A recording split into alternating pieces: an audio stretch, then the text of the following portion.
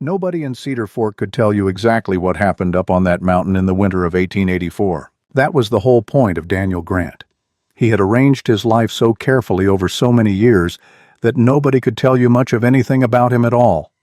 He had built his cabin 4,000 feet above the last road anyone bothered to name up in a cold fold of the Winta Range, where the spruce grew so thick the sky came to you only in pieces. The nearest trading post was a half-day's ride down a trail that vanished clean under the first real snow of October. And the snow always came early up there. Always. People in Cedar Fork would see him once a month, maybe less. He would load salt and coffee and rifle cartridges into his pack without speaking to anyone who didn't speak to him first. He would nod once at Elias Croft behind the trading post counter. Then he would ride back up the mountain and disappear into the tree line, and the town would go on without him. Nobody went up after him. Not the curious ones, not the concerned ones, not the ones who thought a man living alone that long must need something. They tried in the early years. They came back quiet. But there is one thing the old-timers in Cedar Fork will tell you if you find them on the right evening with a fire going and something warm in their hands. They will tell you that in all the years Daniel Grant lived on that mountain, only one person climbed up and never came back down for good. And if you ask them how that started, they get quiet for a moment. Then they say it started with boot prints in the snow. The morning it began, Daniel Grant was already 2 miles into his eastern trap line before the sun cleared the ridge. He moved through the spruce and pine without a sound. Not because he was trying to, simply because a man who spends enough years in country like this either learns that silence is a condition like altitude, like cold, or he doesn't last long enough to argue about it. Daniel had long since stopped trying. He had simply become it. His breath came out in short white clouds. The temperature had dropped hard overnight, harder than the previous week. He could read it in the snow beneath his boots, dry, fine-grained, not packing. That kind of snow meant the cold had settled in for a real stay. Not a visit. A residency. He was wearing the elk-hide coat he had made 8 years ago, dark with weather and use. His rifle rode across his back. His hands worked the traps with the calm efficiency of a man who has performed the same motions so many thousands of times they no longer require thought. Find the trap, check the catch, reset, move on. 2 marten in the first 3 traps. Good. A beaver sign near the 4th location suggested he should adjust the set tomorrow. He was resetting the 4th trap when he stopped. He stopped the way a man stops when something that is not supposed to be there. Is there any way completely without drama? All his attention shifting to one point. Boot prints in the snow. Small ones. Fresh ones. Cutting across the trail from the south, heading uphill toward the cabin. Daniel crouched down and looked at them properly. A woman's boot, narrow heel, shorter stride than a man's. The right heel dragged in 3 separate places where the snow was deeper. The gait was uneven. She had been tired or cold or hurt or all 3 together. And the prints were recent. The fine, dry snow hadn't yet filled the edges. 2 hours, maybe less. He looked up the trail, then back down. She had stopped twice. He could read it in the snow, the small disturbances where she had turned and looked back the way she had come. Both times she had turned around again and kept climbing. Whatever was below her was worse than the unknown above. Daniel picked up his pack. He followed the tracks. He found her 40 yards from the cabin in the shelter of a wide spruce stand where the snow was thinner. She had not made it to the door. She was sitting with her back against the widest trunk, knees pulled up, arms folded hard across her chest. A leather traveling bag sat in the snow beside her, and one gloved hand was still gripping the handle. She had decided at some point not to let go of it. Whatever else she lost on the way up this mountain, she had kept hold of that bag. Her coat was dark wool, decent quality once, but it was made for cities, not altitude. Her hat had come off somewhere back down the trail. It was sitting in the snow 3 feet away, as if she had simply stopped caring about it when other things became more urgent. Her dark hair had come loose and lay in damp strands against her face. Her face was white. Not pale. White. The particular white of someone who has used everything they had and is now running on the last reserve that the body keeps for emergencies. She opened her eyes when she heard him stop in the trees, and she looked at him directly, steadily, with dark eyes that did not flinch. She did not scream. He gave her full credit for that. "Mr. Grant," she said. Her voice was rough and thin from cold and 3 weeks of hard travel, but it was level. Daniel said nothing. He was still reading the situation the way he read every situation, all available information gathered before any decision was made. "You are Daniel Grant," she said again.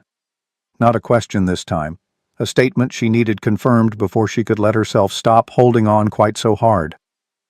"I am," he said. Something went out of her then. Not strength, not yet, but the extreme focused tension of a person who has been keeping themselves together across an impossible distance and has just found a surface solid enough to lean against even temporarily, even if the surface was a stranger standing in the trees of a mountain she had never seen before yesterday. "My name is Clara Ashford," she said. "I believe I have something of yours, a letter." He helped her to her feet. She did not ask for help, and she did not thank him for it, which he noted. She was unsteady. Her feet had gone past cold into the early stages of numbness. He could tell by the way she placed them, testing each step slightly before committing. But she stood, and she stayed standing. She reached into her coat and pulled out an envelope. The paper was stained and creased from weeks of handling. She held it out to him. He took it. He stood there in the snow between the spruce trees and read it. A formal letter. Careful, practiced handwriting. His name at the bottom, Daniel Grant, written in a script he would have known anywhere in the world. He had not written it. He read it a second time, slowly and completely. The letter described a capable man living in the Utah Territory. A cabin. Hard work, honest living, frontier conditions. It described a man seeking a woman of good character for the purpose of marriage and companionship. It described a man who had paid the passage fees and was expecting her. Every word of it was a lie. Every word of it was written in the handwriting of a man Daniel had known for nearly 30 years. He folded the letter. He looked at Clara Ashford. She was watching him the way a person watches when they have already begun to suspect the answer and are steeling themselves for the confirmation. "I didn't write this," he said. She held his eyes for a long moment, 3 full seconds. Then she looked away, just briefly, just long enough for something to move across her face, something she pushed back below the surface almost immediately. "I see," she said. 2 words, completely hollow. The voice of a woman doing the arithmetic very fast and finding the numbers ruinous. "I left everything," she said quietly, half to herself. "My position, my room, the last of what I had saved. The agency told me it was all arranged, that you had paid, that there was a house waiting." She stopped. She drew a slow breath. "I have been traveling for 23 days. Daniel said nothing. There was nothing useful to say. She straightened her shoulders. He watched her do it. Watched the deliberate physical act, the small architecture of a woman rebuilding her bearing after a blow. She had done this before, many times. "I apologize for the intrusion, Mr. Grant," she said. "I will find my way back to—" "You won't," he said. She stopped. He looked northwest. The clouds above the ridge had gone the wrong shade of gray. Not the ordinary gray of winter overcast, the deeper, heavier gray of a sky that has been loading for days and has finally decided to unburden itself. He had seen that sky 100 times. He knew exactly what came with it. "Storm moving in," he said. "It will be here within the hour. You won't make it back to town before it hits." "I'll manage," she said. "No," he said. "You won't." He said it without cruelty, the way a man states a temperature or a trail condition, as simple fact. The temperature will drop 30 degrees before midnight. You don't know this trail in the dark. You don't know what that kind of cold does to a person who has already used up everything they had. She looked at the trail below her. She looked at the sky. He could see her calculating and the numbers coming up wrong no matter how she arranged them. "I won't impose on you," she said. "Already imposed," he said. "Nothing to be done about that now." He bent and picked up her traveling bag from the snow. He turned and walked toward the cabin. He did not look back. He did not tell her to follow. He did not offer a hand or an invitation. He simply walked. Behind him, after a moment, he heard her footsteps in the snow. The cabin sat in a clearing just below the ridge, sheltered on 3 sides by old-growth timber, stone chimney, woodpiles stacked 8 cords deep on the east wall out of the prevailing wind. The log walls had been hand-cut and hand-fitted, seasoned to a deep silver gray. A person could see if they looked at it honestly that this structure had been built by a man who knew exactly what he was doing and had taken the time to do it right. Clara stopped for a moment when she saw it. Just a moment, then she followed him inside. The first thing Clara noticed was the silence. Not the peaceful quiet of a home where someone had chosen stillness. Not the comfortable hush of a place between activity. This was something different.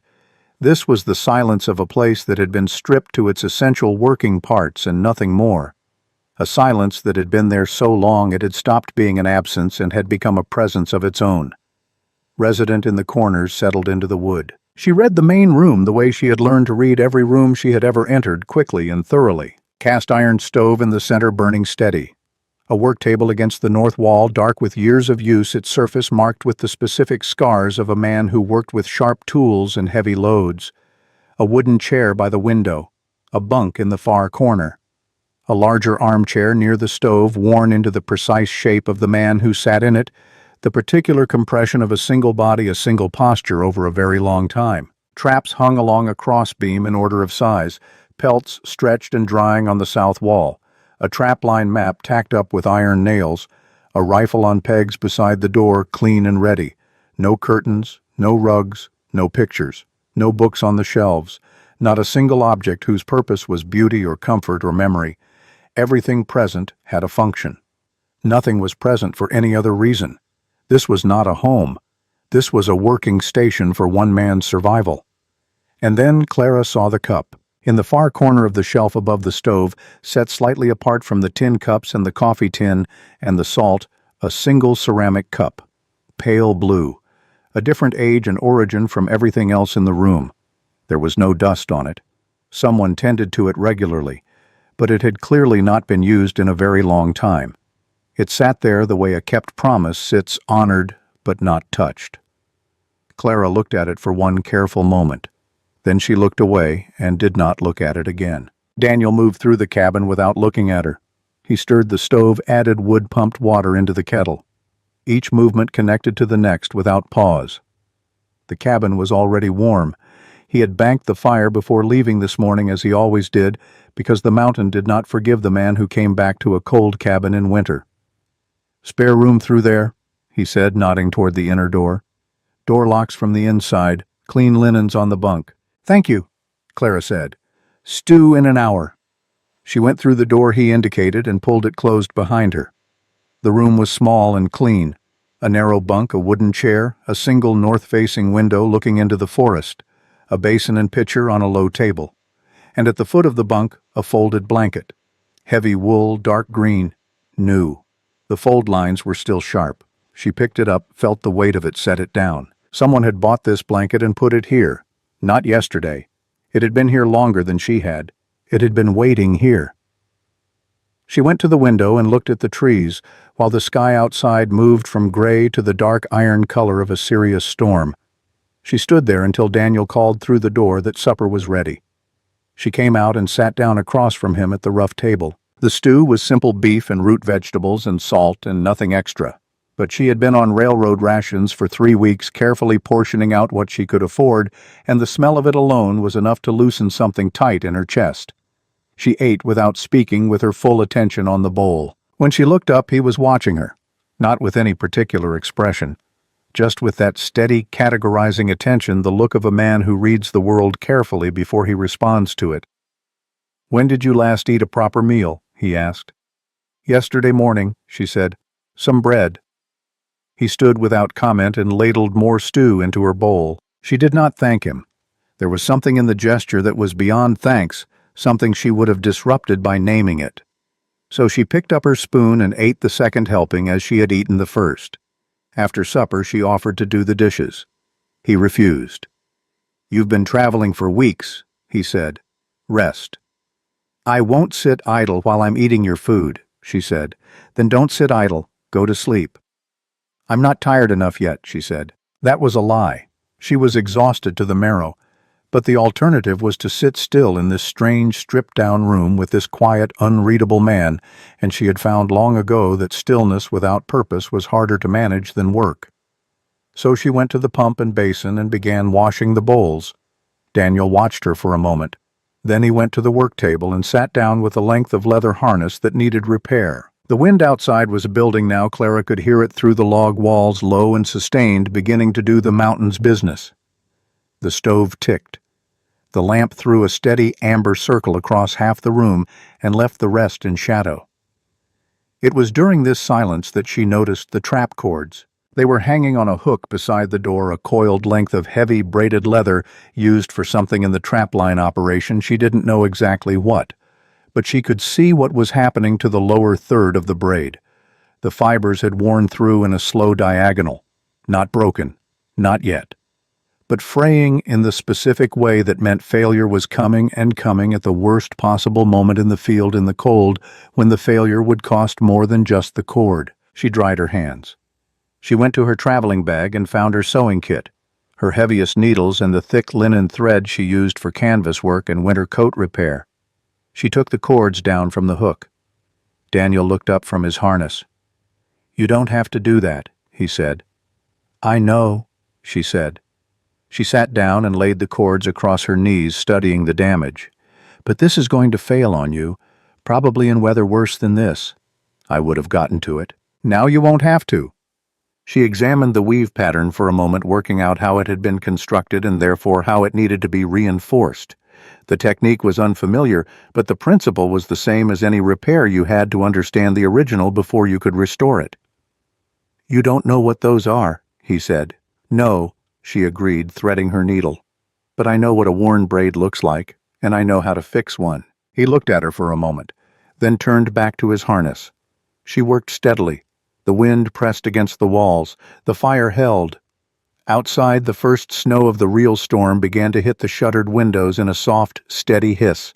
When she finished, the repair was tighter than the original construction. She hung the cords back on their hook and went to bed without mentioning it. But in the morning, when she came out to start the coffee, she noticed that the cords had been taken down, examined and rehung at a slightly different angle. The angle of a man who has tested a repair and found it sound. The storm arrived in full before midnight. Clara lay in the bunk and listened to it come. First the wind climbing in pitch and volume until it was pressing against the cabin walls with real intention. Then the snow, fine and hard, hissing against the shuttered windows. Then a deep concussive boom from the ridge above, not thunder, just air and elevation doing what they did up here when they decided to. The cabin held. It held with the solidity of something built by a man who had thought carefully about every joint and every wall because he knew exactly what this mountain could send at him. From the other side of the wall she heard Daniel moving through the main room. Not pacing, not worried, just the specific sounds of a nightly routine. The stove checked the door, tested the shutters, confirmed. She had heard him do these same checks before she fell asleep the previous night in exactly the same order. He was counting on the predictability of the check, on the knowledge that if everything was in its proper state, the night would be manageable. She understood that impulse entirely. After a while the sounds stopped. The only things left were the storm and the slow ticking of the stove and the deep old silence of the mountain underneath everything. She pulled the green wool blanket to her chin and lay in the dark. She thought about the forged letter in her coat pocket. She thought about the handwriting, practiced, careful, intended to deceive. Someone had spent time on those letters, the exchange of them over months. Someone who knew this man well enough to write as him convincingly. She thought about the second envelope she carried, the one she had not shown him, the one from the return address in St. Louis that she had recognized the moment it arrived at the boarding house 3 weeks ago, the morning before she left. She had not opened it. She pressed it to the back of her mind and let the storm take her into sleep. In the morning, the world had been remade in white. 3 feet of new snow. The storm had been thorough and complete the way mountain storms were up here, not interested in being half measures. Clara stood at the window and looked out at a landscape so still and white it seemed to have erased its own geography. She dressed. She came out into the main room. Daniel was not there. The stove was burning. He had been up long before her and added fuel. The kettle was hot on the back plate. And there on the floor beside the stove, moved with great care from where she had left them by the door, were her boots, placed close enough to the stove to have dried and warmed through. Not so close as to crack the leather. Clara stood and looked at her boots. She did not call out or comment. She simply picked them up, warm, dry, completely ready, and sat in the chair nearest the stove and put them on. The door opened and Daniel came in from his morning rounds, stomping snow from his own boots. He glanced at her in his brief, functional way, checking conditions, noting status, and crossed to the kettle. "Road's gone," he said. 3 feet of new snow. The south trail won't be passable for at least 2 days, probably 3. "All right," Clara said. He poured 2 cups of coffee without asking whether she wanted one, set one at her place, sat down across from her with the trapline log and a stub of pencil. Clara wrapped both hands around the cup and looked at the window. The snow outside was still and perfect and utterly indifferent to the plans of the people inside. "How long have you lived up here?" she asked. He looked up, not surprised by the question, briefly surprised perhaps that someone was asking it. 12 years, he said. "Alone the whole time?" "Yes." She nodded and looked at her coffee. She did not push further. She had learned early in life that the most useful thing you could do in a new situation was listen more than you spoke. People told you what you needed to know if you gave them enough quiet to fill. She drank her coffee. 12 years. Alone. 4,000 feet above the nearest person who might notice if something went wrong. And that pale blue cup on the shelf that no one touched and no one explained. She filed it all away and said nothing more. The second day found its rhythm. Daniel went out to run the closer sections of his trapline, the loops he could complete, and return from before the afternoon light failed. Clara stayed in the cabin. She cleaned the floor. She reorganized the shelf above the stove, not rearranging his system, just making the existing one legible to anyone other than him. She found a stiff hinge on the inner door and worked it loose with the lamp oil. She mended the last 2 items from the pile in the corner. She did all of this without announcing it. When Daniel came back in that evening, he moved through the cabin with his usual efficiency. He took off his coat. He checked the stove temperature. He poured water from the pump, and the pump ran freely, smooth and immediate where there had been a slight catch in the mechanism the day before. He worked the handle twice, looked at it, looked across the room at Clara, who was sitting at the table with her needles and thread, and the last of his torn shirts. He said nothing for a moment. "The pump was stiff," he said. "It was," she said without looking up. "I would have gotten to it." "I know," she said. "Now you won't have to." He looked at the pump for one more moment. Then he turned to the stove and poured himself coffee and said nothing else about it. The stove lesson happened near the end of that second afternoon. Clara had managed the fire well enough through both days, but the mountain cold worked differently than anything she had dealt with before. The dry air at altitude made the wood burn faster than it seemed like it should, and there was a particular drop in temperature that came in the late afternoon, sudden and severe, that required a specific adjustment in the damper, or the heat would bleed off faster than the fire could replace it. She had nearly lost it once mid-afternoon of the second day. Caught it in time, but only barely. Daniel showed her that evening. He came and stood beside her at the stove and pointed the size of wood for banking the long hours, the precise damper position for holding heat through a cold night, the sound the draw made when the balance was correct. A low, steady pull, not the irregular flutter of a draft fighting itself. He explained it once completely and stepped back. Clara listened with the full attention of a woman who understood that this was not social conversation. This was information she needed in order to be safe in this place. So she listened, the way she listened to things that mattered. "What happens if it goes out in the night?" she asked. "Cold reaches you faster than you'd think," he said. "At this altitude you have maybe 2 hours before it gets dangerous, less if the wind is running." "Then I won't let it go out," she said. He looked at her with a brief, specific attention. Not warm, not cold, just precise. "Fuel log is on the shelf," he said. "Mark every addition with the time and the size of the piece. That way I know what the cabin used while I was out." He showed her the small tally book, years of daily entries in the same hand, the same format. Temperature at dawn. Fuel added. Weather conditions noted. The record of a man who managed his life the way he managed his trapline, methodically, without sentiment, with everything accounted for. She picked up the book and looked at it carefully. Then she put it back exactly where he had taken it from. "All right," she said. He nodded once, turned back to his work. She watched his back for a moment. The broad shoulders, the unhurried movement, the particular economy of a man who had spent years alone and had learned to rely on nothing but his own competence. She had met men like this before, self-sufficient to the point of invisibility, as if they had decided at some point that needing things was a vulnerability they could not afford. She recognized the shape of that decision. She had made versions of it herself. On the evening of the second day, Daniel noticed something about her. Not the work she was doing.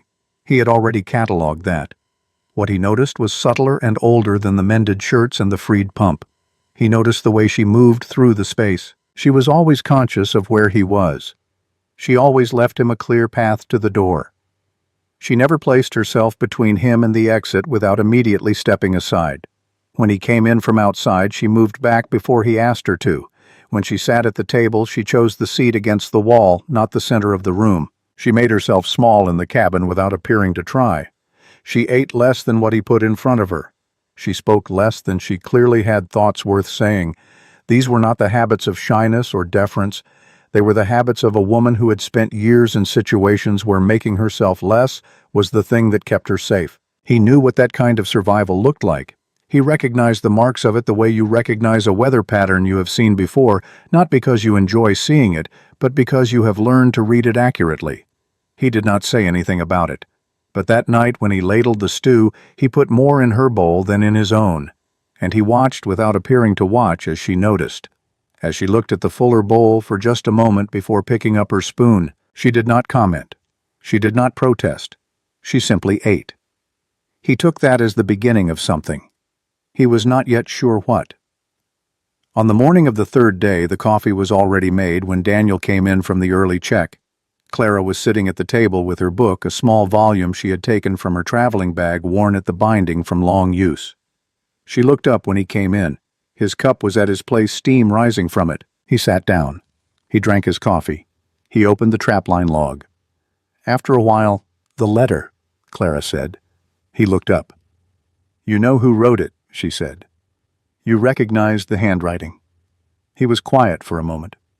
Outside, the snow had stopped and the mountain was very still. "Man named Elias Croft," he said. "Runs the trading post in Cedar Fork. We served together in the war. He has been on me for years to stop living the way I live. So he thought sending a woman up here would fix it, apparently." Clara turned this over. He watched her think carefully without rushing to a conclusion. "He paid the placement fee himself," she said. "So my money went where it was supposed to go." "That's what it looks like." "But he still forged your name.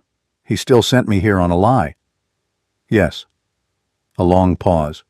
She looked at her book without reading it. "He thought he was helping you," she said. It was not an excuse. It was just an observation stated plainly. "He always does," Daniel said. And there was something in those three words, not quite anger, not quite grief, not quite forgiveness, that was older and more complicated than any of those things on its own. Clara set her cup down.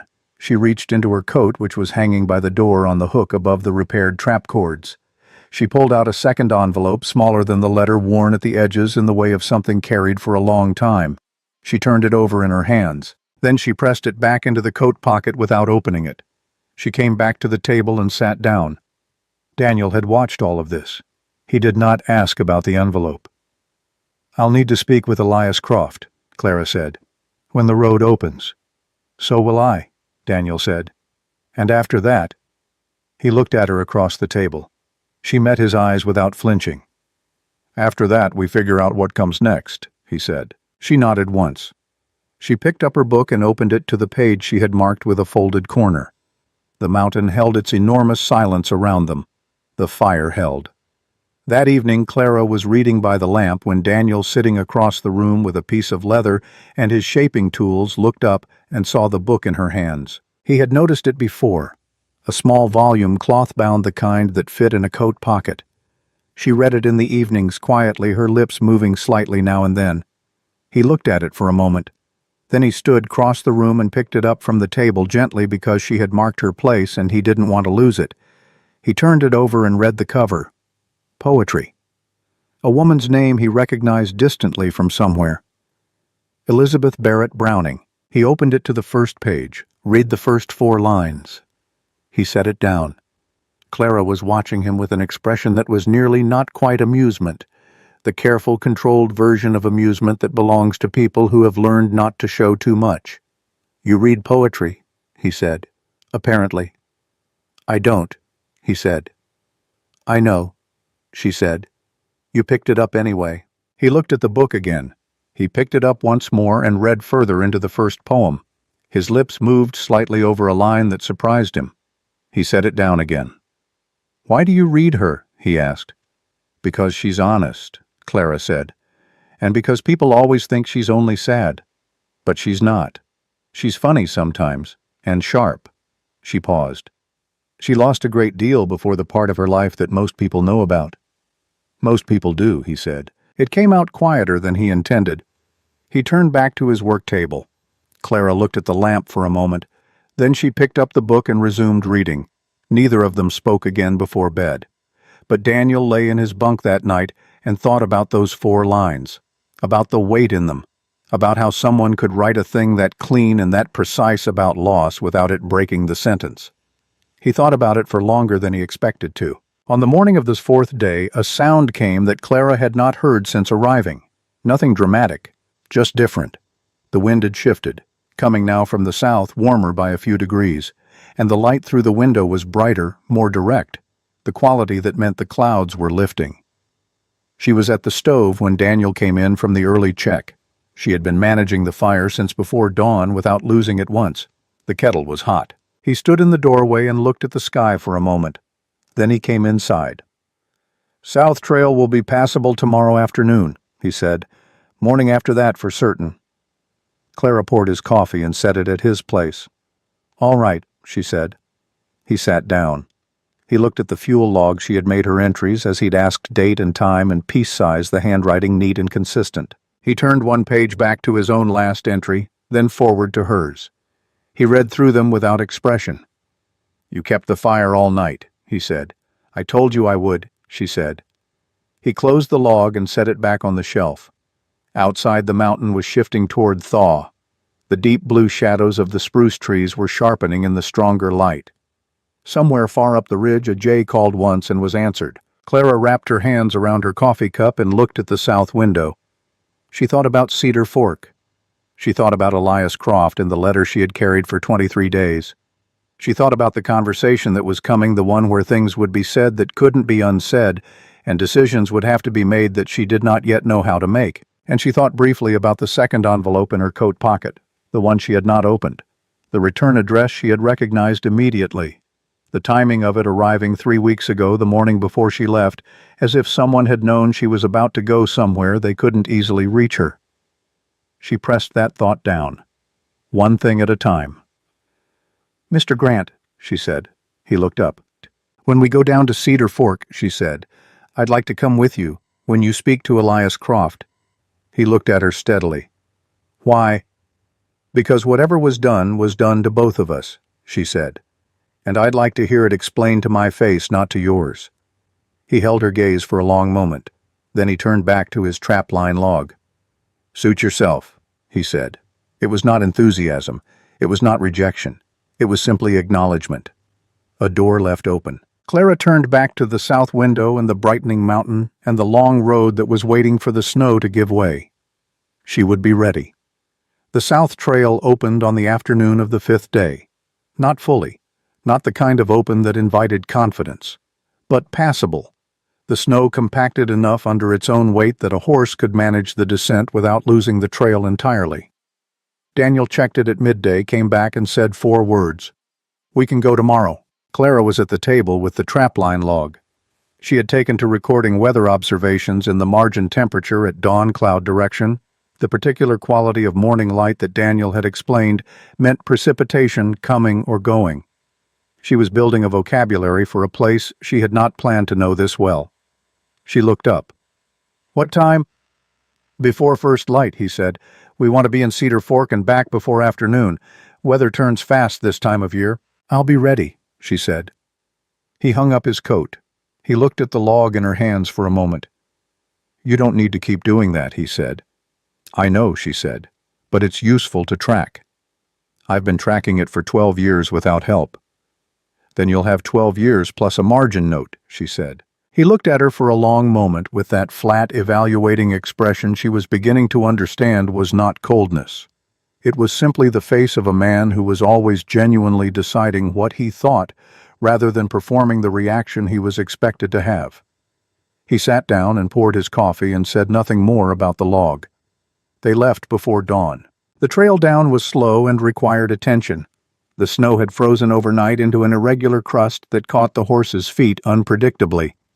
Daniel rode ahead on his gelding, a dark bay compact and sure-footed, and completely unimpressed by difficulty, and Clara followed on the smaller mare he kept for pack work, borrowing his spare riding coat because her own was built for station platforms and city streets, not a mountain descent in January pre-dawn. She did not complain about the coat.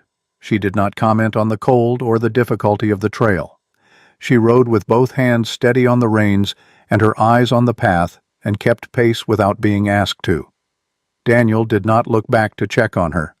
He had established this by the first switchback. If she fell behind, he would know from the sound of her horse. She was managing. He could read that from the rhythm of hoofbeats behind him even in the dark. Cedar Fork appeared below them as the sky lightened a scatter of lamplight and wood smoke in the valley, small and orderly and entirely different in character from the country above it. Clara had not seen it properly on her way through 3 weeks ago. She had arrived by stage exhausted and disoriented, and had seen only the necessary things: the livery, the man who gave her directions to the trail, the particular quality of light that meant she needed to start climbing before it failed. Now, coming down from above in the cold, clear air, she saw it whole. A proper street. A church, white-painted its small steeple catching the first edge of daylight. A schoolhouse. General goods. A hotel with a lamp burning in the front window. The necessary geography of a working frontier town, neither charming nor ugly, simply built for the purpose of keeping people alive in difficult country. Daniel rode directly to Croft's trading post without stopping anywhere else. The front door of this trading post was unlocked. A lamp burned inside, but when Daniel pushed through the door, the main room was empty. The counter clean. The shelves stocked. The stove warm. On the counter, held flat by a tin of tobacco placed precisely on the upper left corner, was a sealed envelope. His name on the front in the handwriting he had spent the last 5 days trying to decide how to feel about. Daniel stood and looked at it for a moment. From the back of the store, a door opened. Martha Croft came through, a woman of 50, gray-haired and composed, with the expression of someone who has been waiting for this particular morning for a while and has decided to be practical about it. She looked at Daniel. She looked at Clara. She set 2 cups on the counter and poured coffee into both of them from the pot she was carrying. She did not say a single word. She went back through the door. Daniel picked up the envelope. He opened it and read the letter standing at the counter. Clara sat on the bench along the wall with her coffee and did not watch him read. The store was very quiet. Outside, Cedar Fork was waking up someone's dog, a wagon somewhere on the main street, the distant sound of a hammer already at work. The ordinary music of a town that had no idea what was happening inside the trading post. Daniel read the letter once. Then he stood still for a long time, which was different from reading. Clara turned the coffee cup in her hands and looked at the shelves of dry goods and waited. She had learned in the last 5 days that the most important thing she could give Daniel Grant was time. He was not a man who processed things quickly in the performance sense, who filled silence to demonstrate he was engaged. He processed things completely, and only then did he respond. Interrupting that was like pulling a knot tighter when you should be loosening it. So she waited. After a while, he set the letter down on the counter. He stood with his hands flat on the worn wood and looked at nothing in particular. Then he picked up the letter again and turned and walked to the bench and sat down beside Clara and held it out. She read it. It was a long letter. Not what she had expected. Not an apology in the conventional sense, not the arranged guilty words of a man who had been caught and was managing the consequences. It was something older and harder than that. Elias Croft had written the history of a friendship the way a man writes when he believes the friendship may not survive what he has to say. He wrote about the war, about the specific night in the winter of 1864 when Daniel had taken a wound that should have killed him, and had not, because Elias had sat beside him through a full night and the following day and refused to let the attending physician give up on him. about the promise he had made, keeping watch over his unconscious friend in the frozen dark. I won't leave you. Whatever happens, I won't leave you alone. He wrote about the 12 years since Margaret Lowe had died, about watching Daniel come down the mountain once a month for supplies and go back up again without a word more than necessary, about seeing across years a man becoming less a man and more a function, a mechanism built for surviving a country that no longer needed to be survived because the country had stopped being the obstacle. The obstacle was something else now, and it was inside, and it was winning. He wrote, I did it wrong. I know I did it wrong. But Sam, I made you a promise, and I kept it the only way I knew how. Clara read to the last line. Then she folded the letter and held it for a moment before giving it back. He loves you, she said, the way a person loves when they don't know what else to do. Daniel took the letter. He looked at it once more. He had no right, he said.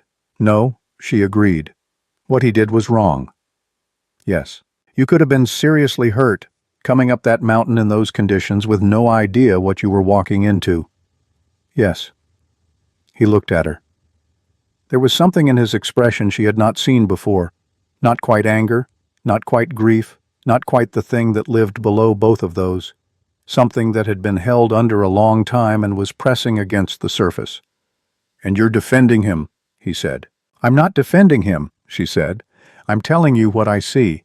What he did and why he did it are two separate things. They can both be true. He was quiet. Martha came through the door again with more coffee and a plate of biscuits placed both on the counter and went back without speaking. It was, Clara thought, one of the more generous acts of privacy she had ever witnessed. Daniel stood after a while. He picked up the letter and folded it and put it in his coat pocket. I need to get supplies before we go back up, he said. All right, Clara said. She watched him move to the shelves and begin pulling down the things he had come for: rifle cartridges, salt, a block of wax for boot-sealing dried beans, moving through the familiar task with his familiar efficiency, but slower than usual. His hands were doing the work while his mind was somewhere else entirely. She picked up a biscuit and ate it and gave him the space to be somewhere else. They were 20 minutes from the trading post, halfway back up the south trail, when Daniel stopped. Clara pulled her mare up behind him. He had dismounted and was crouching in the snow off the right side of the trail, and even from horseback she could see what he was looking at. Boot prints. 2 sets heavy men's boots with the deep, regular tread of working gear, moving fast up a side trail that branched east toward the far end of the valley, and a 3rd set beside them, smaller, shorter stride, the right heel dragging slightly in the softer sections. Daniel read the 3 sets of prints for half a minute. He stood up. Stay here, he said. Where are you going? East Trail leads to the Brennan claim. Murphy Homestead just past it. He checked his rifle. 3 people. 2 men moving fast. 1 being brought along. Clara looked at the 3rd set of prints, at the right heel, at the spacing that said, hurry without willingness. I'll come with you, she said. He looked at her. Something moved briefly in his expression, not refusal, not agreement. The calculation of a man deciding whether argument would cost more time than it was worth. Stay behind me, he said, and stay on the horse. He remounted and turned east. The Murphy homestead sat in a shallow hollow at the edge of the valley's eastern timber, sheltered from the worst of the wind, but low enough to catch the heavy snowfall from the peaks above. A single-room cabin smaller than Daniel's, a barn in better shape than the house, a chicken coop. 2 horses Clara did not recognize were tied at the hitching post outside. Daniel dismounted 50 yards out and tied his horse to a lodgepole pine. Clara did the same. He moved to the south wall of the cabin away from the window and looked at the 2 strange horses, then at the trail coming down from above. He went to the front of the cabin and knocked on the door. The door opened. Cole Hatch was a man of 43, broad and weathered, with small, pale eyes that had long practice calculating how much trouble something was going to cost him. 2 other men were visible behind him in the cramped interior.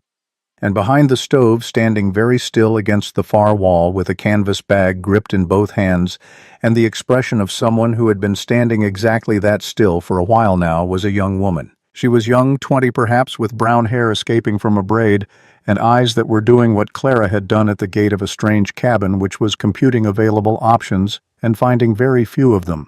She already had her bag. She had decided before this door opened. Daniel looked at Hatch. He did not look at the men behind him. He did not reach for his rifle. He simply stood there. There are men who demonstrate what they are capable of, and there are men who simply are what they are in the way a mountain is what it is, not threatening, not performing, simply present in a way that changes the calculations of everyone in the room. Daniel Grant was the second kind. He had been the second kind since the war, and 12 years on a mountain had only made it more so. One of the men behind Hatch said something quietly. Hatch's eyes moved to him, then back to Daniel. "She came here on her own," Hatch said. "She was brought here by a letter written by someone who forged a man's name," Daniel said. His voice was entirely level. "Same as happened to me." A pause. "She's leaving now," Daniel said. "I'd appreciate it if the door stayed open while she does." Hatch looked at him for a long moment. He looked at the rifle on Daniel's back. He looked at the two men behind him and appeared to weigh something carefully. Then he stepped to the side. The young woman moved immediately. She had been ready. She crossed the floor and came through the door and did not look back at Cole Hatch or the men behind him. She looked at Daniel once, briefly assessing, and then at Clara on the horse in the yard. She looked at Clara the way a woman looks at another woman in the field. "Are you safe? Is this safe?" Clara met her eyes and nodded once. Small, definite. The young woman walked to Clara's horse and stood beside it. Daniel looked at Hatch one last time. "Mr. Murphy's homestead is a quarter-mile west of here," he said. "He'll be expecting no visitors today." He stepped back from the door and pulled it closed. He came to where the two women were standing. He looked at the young woman's bag, small, worn, everything she owned, and at the set of her jaw and the determined stillness of her face. "Are you Sarah Brennan?" he said. "Yes," she said. "Daniel Grant. My cabin is an hour up the mountain." He picked up her bag and tied it to the back of his saddle. "Can you ride?" "I'll manage," she said. He helped her up behind the saddle without ceremony. She gripped his coat and did not speak and did not look back as they rode west and then north and then up the long, pale trail toward the tree line. Clara rode beside them on the way up and watched Sarah Brennan the way she had learned to watch people who were holding themselves together across a crisis by not watching directly, by noting the small things, the grip on Daniel's coat, the way she held herself carefully upright as if she did not trust what would happen if she let herself slump, the same way Clara had gripped her traveling bag in the snow under the spruce tree, the same way she had stood at a fence post outside a stranger's cabin and recited her own name because she needed to hear that she still had one. When the cabin came into view through the trees, Daniel pulled up. The lamp was already lit inside. Clara had left it burning that morning without thinking the way you leave a lamp for a place you are coming back to. She noticed this, the small automatic act of it. She filed it away. Daniel dismounted. He helped Sarah down. He carried her bag to the door. He opened the door. Clara came up behind them and put her hand on Sarah's arm briefly, not taking her inside, not leading her, just present. "Come in," Clara said.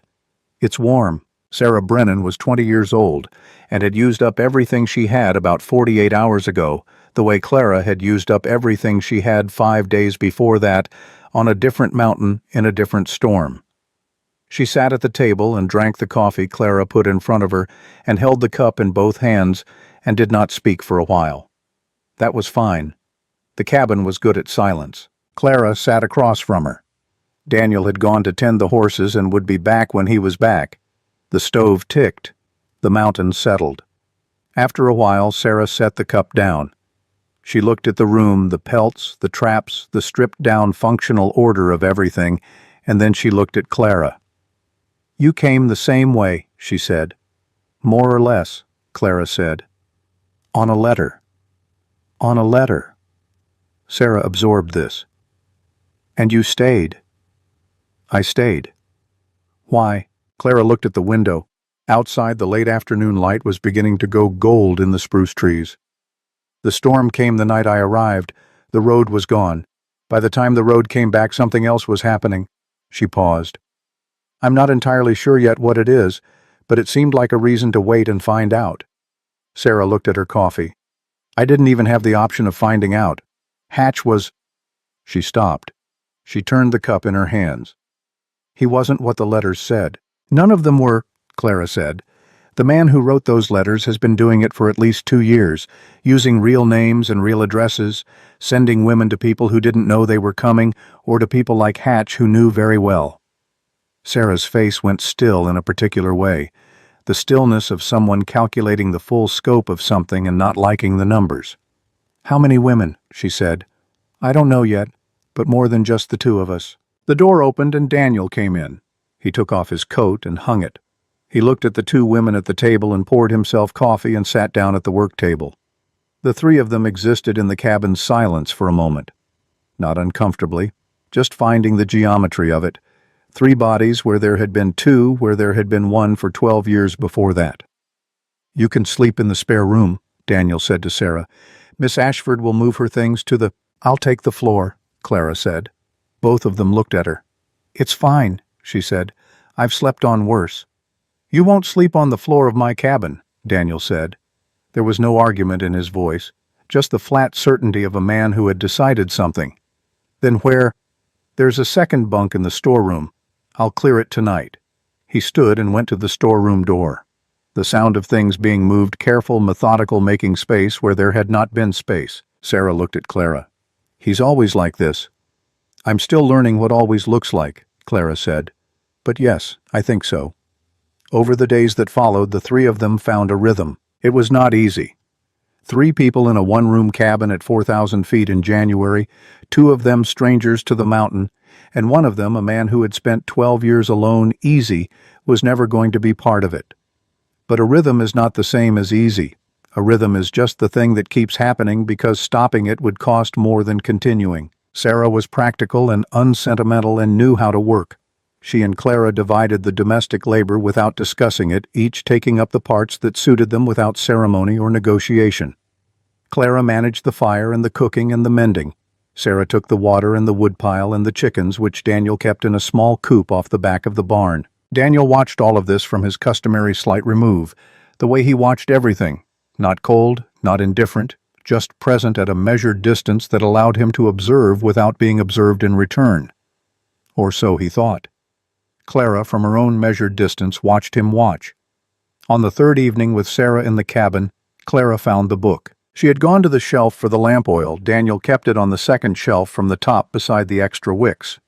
And beside the lamp oil, laid flat and pushed to the back as if half hidden and half forgotten, was a small book, cloth-bound, dark blue, faded at the corners.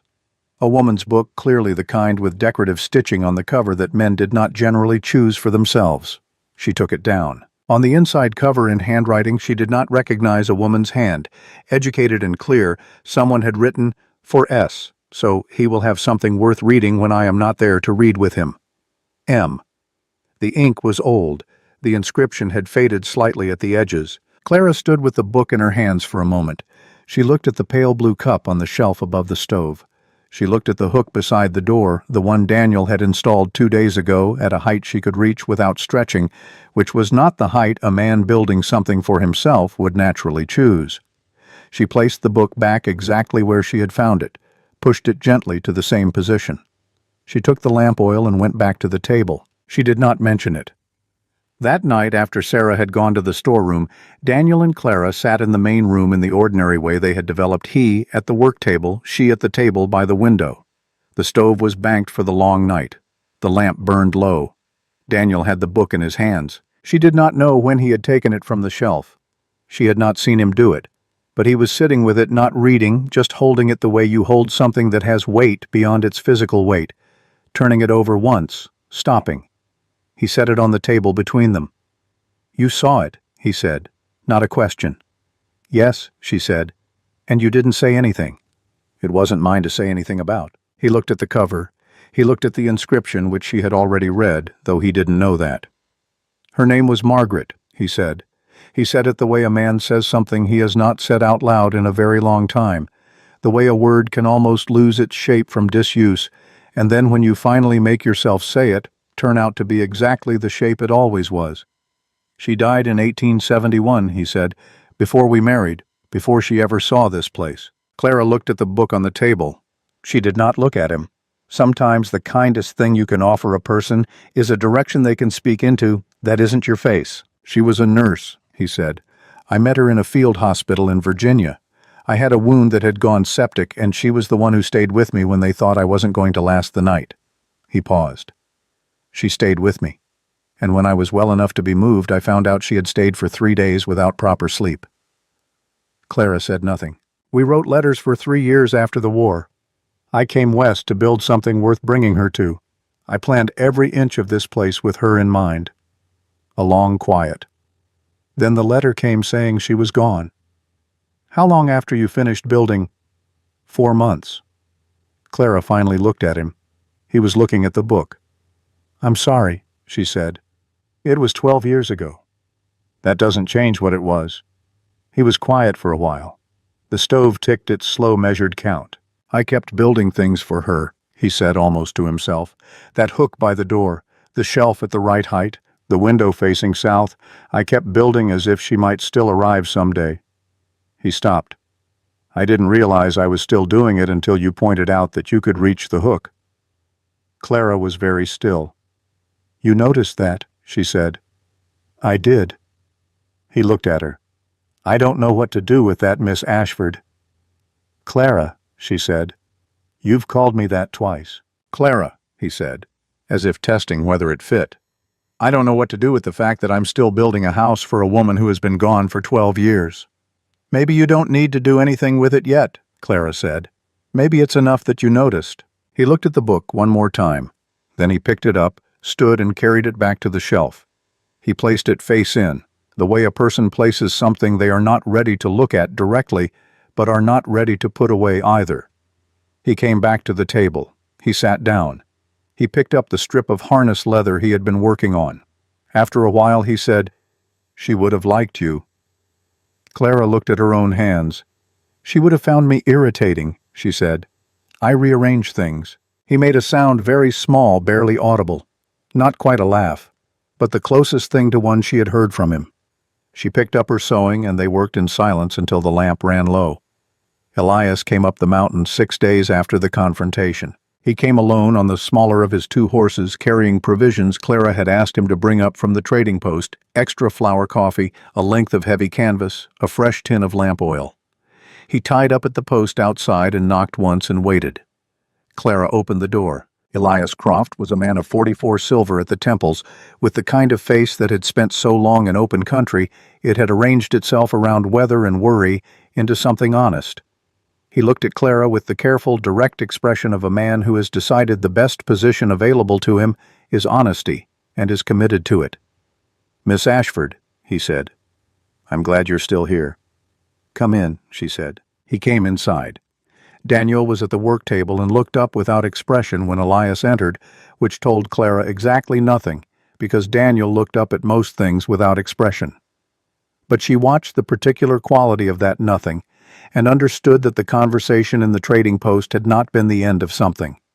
It was the beginning of a longer process that 2 men who had known each other through a war were going to work through in the particular slow way that kind of friendship worked things through. Elias sat down.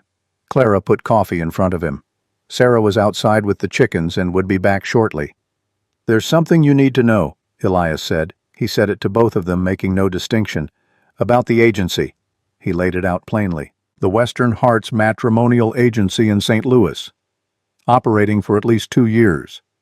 The pattern real names taken from frontier records, forged letters, agency fees collected from women who had no reason to doubt the correspondence. Sometimes the destination was a real man who had not requested a bride, a man like Daniel, and the woman arrived to find no arrangement waiting. Sometimes the destination was a man like Cole Hatch, who had paid a different kind of fee to receive a woman who had already spent everything she had to get there. The agency had been doing this across multiple territories. The number of women involved was not known, and the man who ran it, the name Elias, had uncovered through a contact in Salt Lake City who dealt in land records and territorial business filings, was Arthur Voss. Daniel heard the name and said nothing for a moment. Clara watched his face. Something happened behind his eyes. Not recognition exactly. The recalibration of a man who already knew the name and was now placing it in a context that changed everything he thought he knew about how he had come to know it. "Voss," he said. "You know him," Elias said. "I served with him," Daniel said. "Same unit war. He was our troop sergeant for 2 years. A long quiet.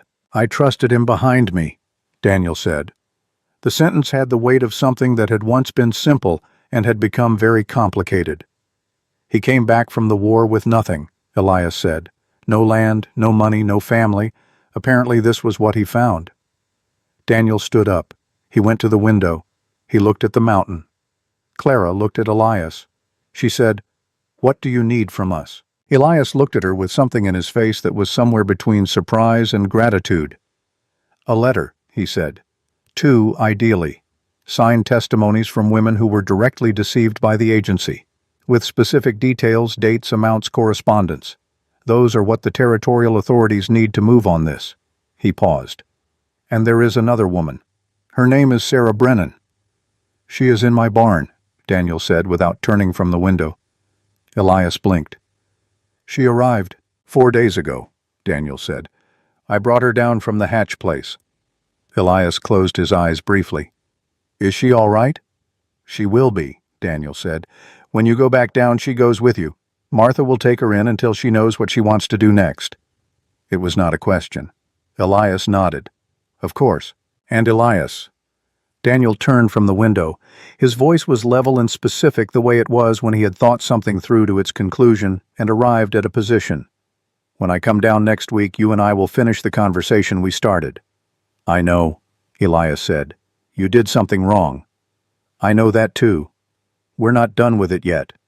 "No," Elias agreed. "But Sam, look at who's sitting at that table." Daniel looked. Clara was already writing. She had found paper in the storage shelf and had Daniel's good pen in hand and was setting down in her clear, careful script the beginning of a testimony that was going to be very difficult for anyone to dismiss. She did not look up. Daniel turned back to the window. The letters took 2 evenings to write properly. Clara drafted them with the thoroughness of a woman who had spent years in service and knew exactly how documents that were meant to be believed needed to be constructed. Specific, dated, without emotion that could be dismissed as hysteria, and without omission that could be used to question completeness. Daniel sat across from her both evenings and read each draft and occasionally suggested a sentence or pointed to a phrase that could be sharpened. He had a particular instinct for the direct statement, for cutting to the factual bone of a thing without ornament. They worked in the way of people who have established a working language, small and efficient.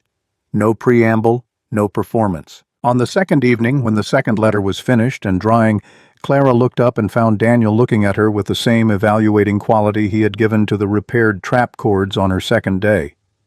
"What?" she said. "Nothing," he said. "You're looking at something."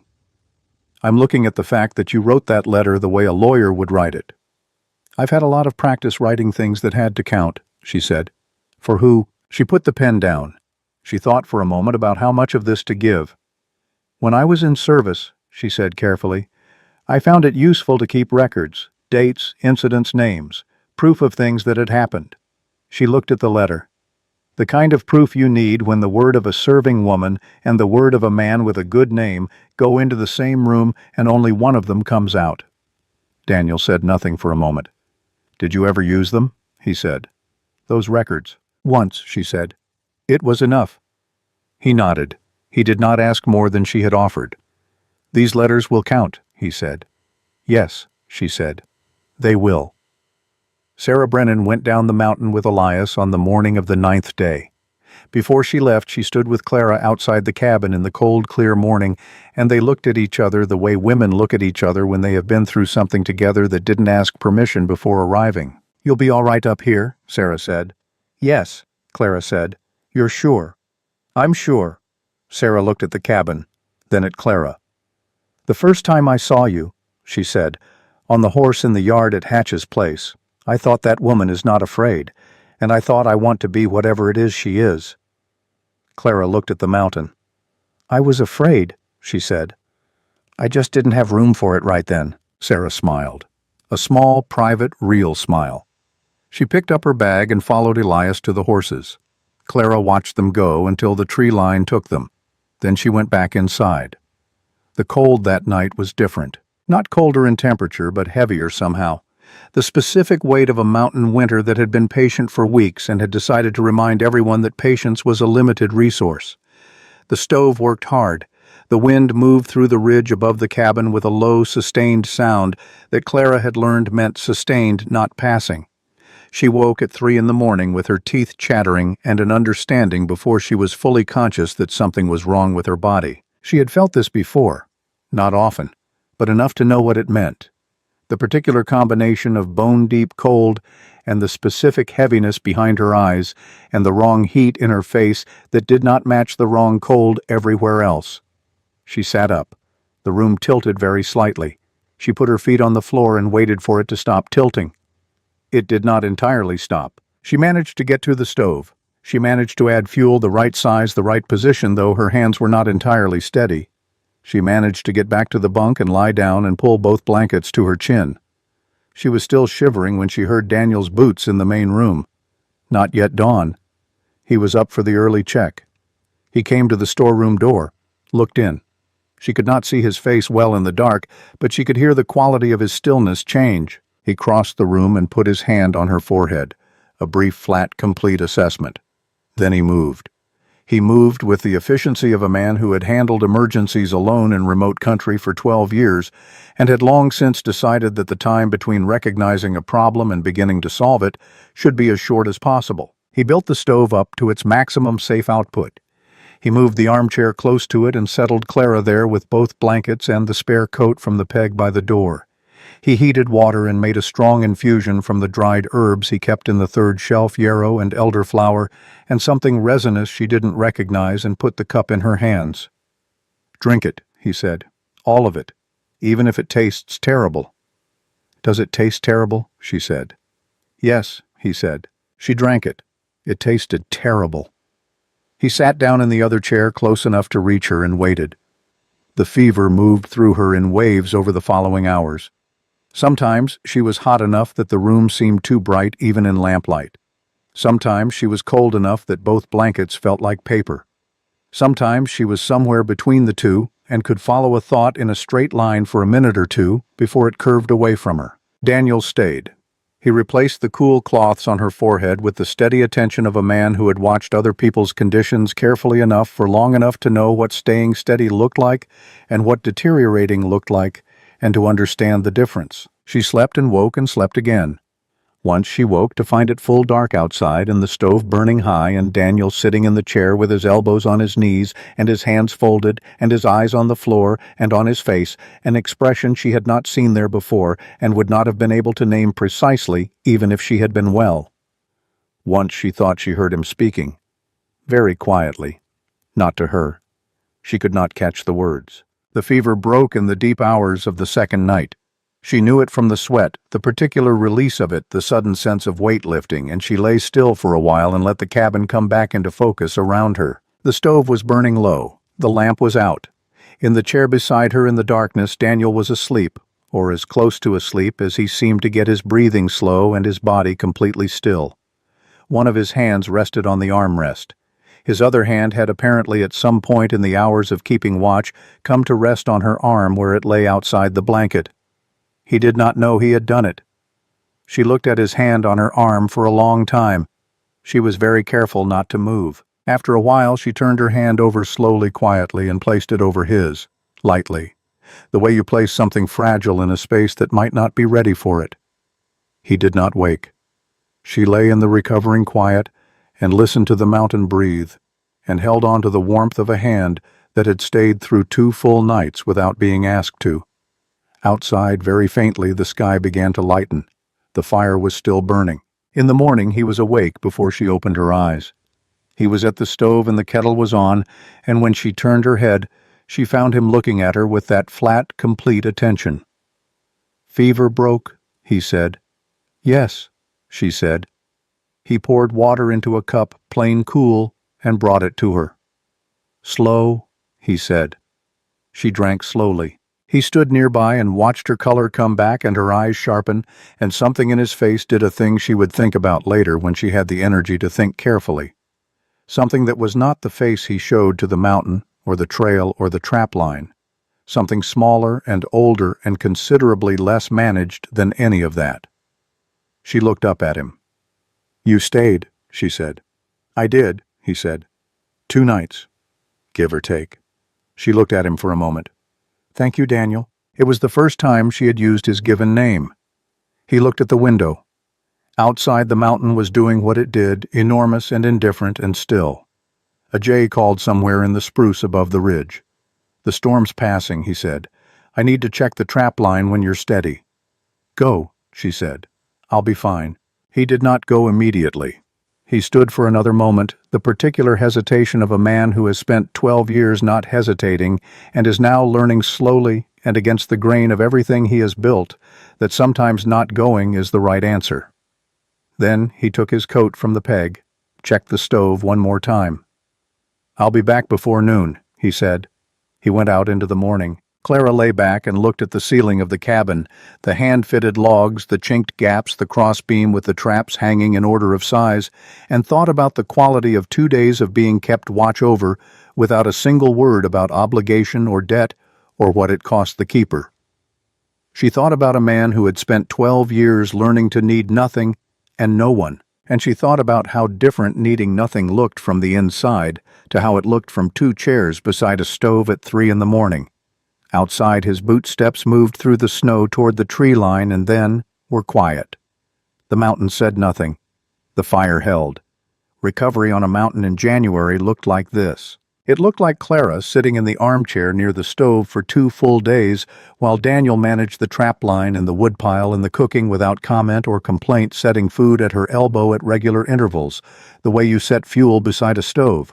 Not because you were asked to, but because it was necessary, and you were the one who understood that. It looked like her asking on the 3rd day to go outside, just to stand in the cold air for a few minutes, just to remember that the world was still the size it had been before the fever had reduced it to the dimensions of one warm room.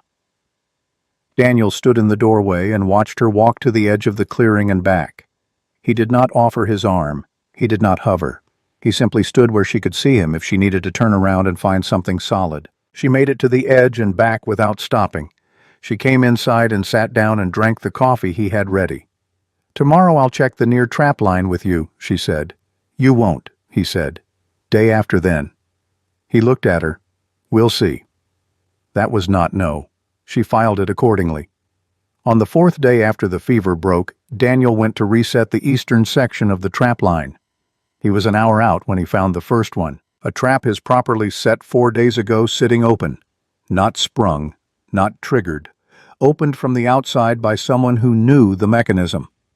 The release was clean, someone who had taken the time to do it properly rather than just kicking it free. He crouched and looked at the ground around it.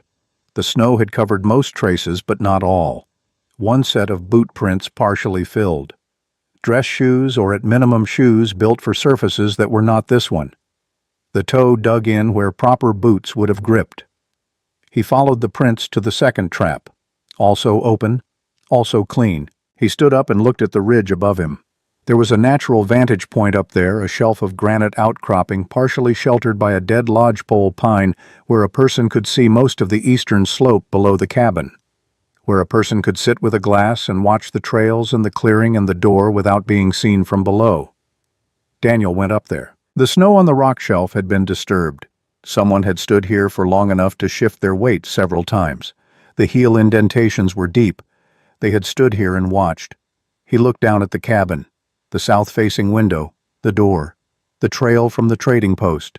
He looked at the tracks leading away from the shelf down the back of the ridge toward the southeast trail which ran well clear of the main road and came out 2 miles below Cedar Fork on the valley road. Someone who did not want to be seen coming or going. He walked the tracks as far as he could before the terrain required a horse he had not brought. Then he turned and came back. He reset both traps. He noted 3 things in his mind with the same precision. He noted weather signs and ice conditions and the particular behavior of animals in a season 1 person not local watching the cabin from above. Not there to confront. There to observe and report. He came back to the cabin and did not say anything to Clara about it. But he spent 20 minutes before dark checking the perimeter of the clearing, looking at sight lines, looking at the road. That night he moved his rifle from the pegs by the door to the floor beside his bunk. Clara found the envelope on the 6th day of her recovery. She had gone to her traveling bag for the extra needles she kept wrapped in the inner lining. Her good needles, the ones she had carried for 7 years through every household and every position and every new beginning that turned out to be something other than a beginning. And there between the needle packet and the spare stocking she had folded very carefully before leaving St. Louis, because she had not known how long she would be traveling, was the second envelope. She had put it there herself. She had carried it for 23 days and had not opened it. She had pushed it to the back of her mind with such consistent discipline that on most days it stayed there without much effort. She picked it up now and looked at the return address. Henderson Household Management, St. Louis, Missouri. The formal letterhead of a household that employed lawyers the way other people employed cooks constantly and for everything. She turned the envelope over. The seal was still intact. She thought about the boot prints Daniel had mentioned he had told her 2 evenings ago, quietly, without alarm, as one states a fact about trail conditions. Someone watching from the ridge above the eastern slope. He had not said what he thought it meant because he had not been certain, but his certainty had not been required for her to understand. She knew what it meant. She sat down at the table and opened the envelope. The letter was 3 paragraphs long. The language was careful and formal in the way of documents designed to sound reasonable while threatening an outcome. The substance was simple. Clara Holt. Her name, her real name used 3 times in 3 paragraphs, was requested to sign and return the enclosed affidavit, which stated that her departure from Henderson Household Service had been voluntary and without incident. Failure to comply would result in legal action pertaining to certain items missing from the household inventory at the time of her departure. Items she had not taken. Items she had been very careful never to be alone in a room with, specifically because she had understood that a day like this one was always possible. She set the letter on the table. She looked at the window. The mountain sat in its enormous white silence outside, entirely unmoved by the paperwork of St. Louis households. She sat there for a moment and let herself be afraid. Not the wide ambient fear of the journey up the mountain, not the diffuse dread of the storm or the fever. This was the specific familiar fear of a particular name, Henderson, and a particular mechanism she had spent 4 years watching operate and 2 years trying to stay ahead of. Then she folded it up. She put it in the pocket of her dress, and she went back to the mending. Daniel came in an hour later. He set down the morning's catch, 2 marten, a good beaver, and began the skinning work at the outside post. When he came in, Clara was still at the table. He looked at her once, that brief, complete assessment. He poured 2 cups of coffee. He set one at her place. He sat down. He did not ask. She pulled the letter from her pocket and put it on the table between them. He read it without touching it. When he had read it, he looked up at her. "Clara Holt," he said. "That is my actual name," she said. "I used Ashford when I left because I knew they might try to follow. The agency correspondence was in the name Ashford. I thought that would be enough distance." She looked at the letter. "The person on your ridge, they tracked it back. Someone connected both names." "When did this come?" 3 weeks before I arrived here, the morning before I left St. Louis." She paused. "I didn't open it then. I didn't want to know what it said until I had somewhere to be." He sat with this for a moment. "The items they are referring to," he said. "Did you take them?" "No." "Will they be able to prove that you did?" "Probably not," she said. "But that may not be the point. The point may simply be to create a situation where I have to return and answer for it, where I have to be in the same room as people who have lawyers, and I don't." "You need a lawyer." "Yes. Elias knows a man in Salt Lake City, uses him for property matters." He stood up. "Next time I go down, I'll get the name." She looked at him. "You don't have to. You were brought here by a forged letter using my name," he said. "Whatever followed from that is partly my business." He picked up his coffee. "I don't mean that as charity. I mean it as a simple fact." She held his eyes for a moment. His expression was the same as it always was, flat, direct, not offering more than it contained. "All right," she said. He nodded and went back to his work. Clara looked at the letter on the table. Then she turned it over so the Henderson letterhead faced the wood and picked up her needle and thread. That evening, before the lamp was lit, Clara went to the storeroom to bring out the extra candle stock she had reorganized 3 days earlier. She was reaching for the upper shelf when her hand touched something unexpected. Not the candles. A flat piece of cured elk hide, soft and well-worked, folded and tucked between the candle boxes and the wall. She drew it out. On the hide in pencil was a drawing, a floor plan. Detailed, precise, the work of someone who thought in 3 dimensions and drew accurately from those thoughts. A cabin layout, this cabin recognizably, but with something added. A new section drawn in along the east wall. A room, larger than the storeroom, with a south-facing window indicated by dotted lines. And inside the drawn room, a shelf along the low wall. A window seat indicated by a simple bracket. A hook beside the interior door marked with a small circle and the notation 60 inches. 60 inches from the floor. The height a woman of average build could reach without stretching. She looked at the drawing for a long time. Then she turned the hide over. On the back, in the same pencil in handwriting she did not recognize, practiced careful, a date, and 2 words beneath it: spring. Finally. The date was 1871. Clara stood in the dim storeroom with the old drawing in her hands. She understood now what she was looking at. She understood the hook by the door, the pale blue cup, the south-facing window in the main room that let in the best of the morning light. She understood that she was standing in a house that had been built for a woman who had never arrived, that every considered detail of this cabin's construction, every measured height and sheltered corner and carefully placed hook, was the physical record of a man who had loved someone completely enough to think about where she would hang her coat, who had then spent 12 years living in the evidence of that love. She put the drawing back exactly where she had found it. She took the candles and went out and closed the storeroom door. She did not say anything that evening, or the next. But on the morning 2 days later, she came around the south side of the cabin to bring in a stack of curing pelts that Daniel had asked her to move before the afternoon weather came in, and found him there.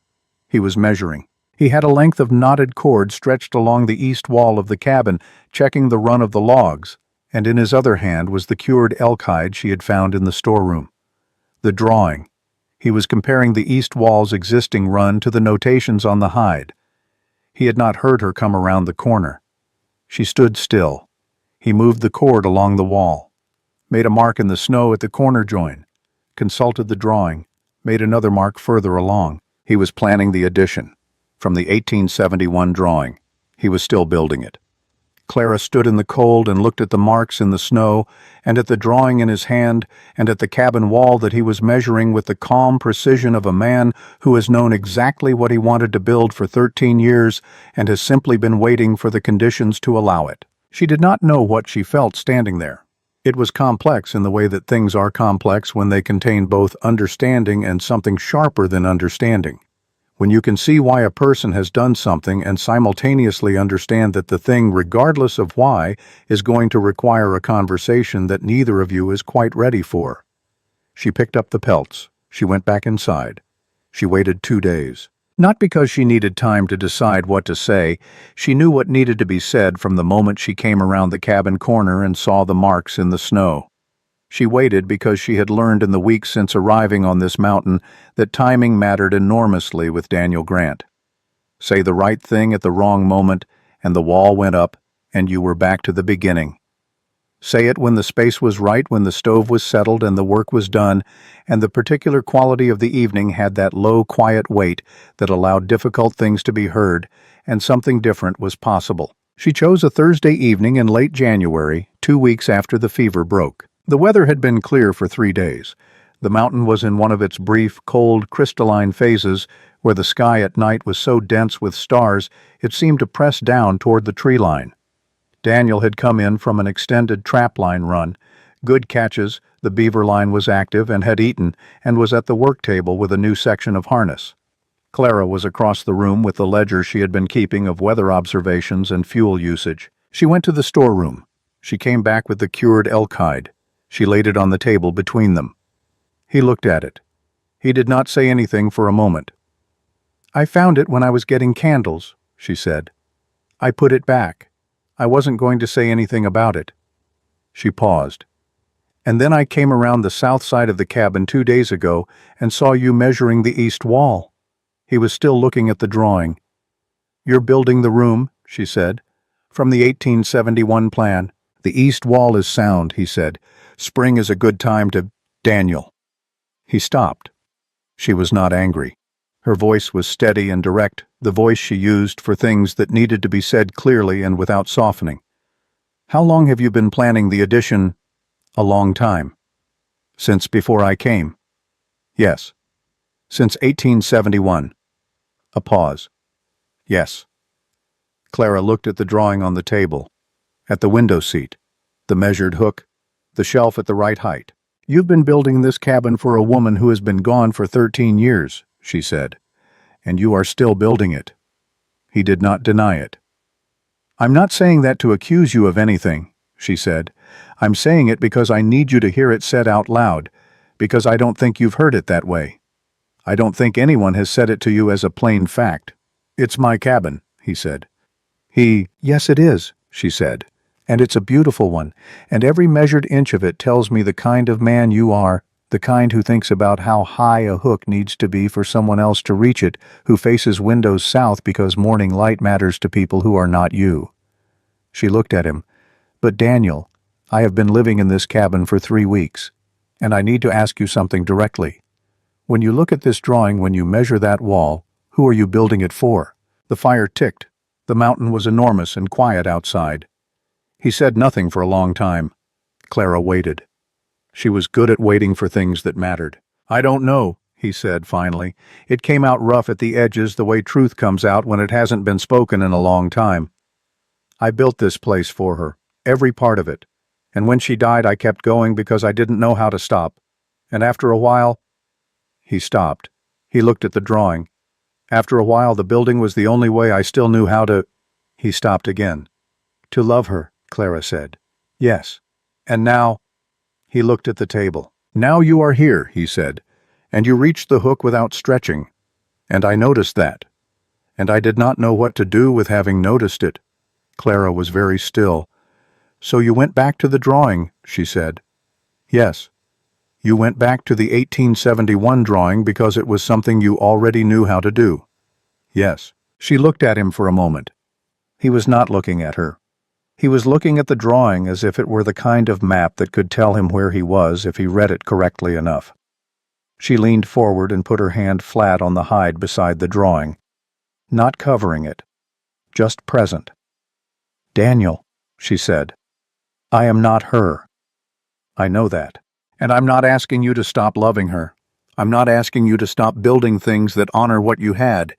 But there is a difference between honoring someone and building a room for a ghost while a real person is living in the same house. She paused. And I think you know that difference. I think that is exactly why you didn't tell me about the measuring. He was very still. Because if you had told me, she said quietly, you would have had to hear it out loud, and you weren't ready to hear it. The silence that followed was the longest in Clara's experience of this cabin's many silences. Longer than the first night of the storm, longer than the 2 nights of the fever. The kind of silence that has a specific weight and texture because both people in it are waiting for the same thing to happen and neither one is going to force it. Daniel stood up. He walked to the storeroom. She heard the sound of the rearranged shelf, the specific place where she had found the drawing, and then the lower sound of the wooden trunk she had not yet opened its lid lifting. She looked at the fire. He came back. He was carrying the photograph. She had not seen it before. She had known it existed. Everything in the cabin suggested it must. The same way the absence of curtains and rugs and pictures suggested their deliberate removal. But she had not seen it. He set it on the table. Margaret Lowe, in a nurse's uniform in a studio portrait made in the early style of the previous decade. A face that was clear and capable and held even in the stillness of a photograph the quality of genuine attention, the look of someone present in the room with you rather than performing presence. Clara looked at her for a long moment. She was 30 seconds into any conversation, and she'd have the whole room, Daniel said. He sat back down, but differently than before. The specific arrangement of a man who has put something down after carrying it a long time. She was the least patient person I ever met. She had no tolerance for stupidity or waste. She once dressed down a general for ordering men into weather that would cost them more than the objective was worth. A pause. He backed down. Of course he did, Clara said. She would have hated this cabin, he said.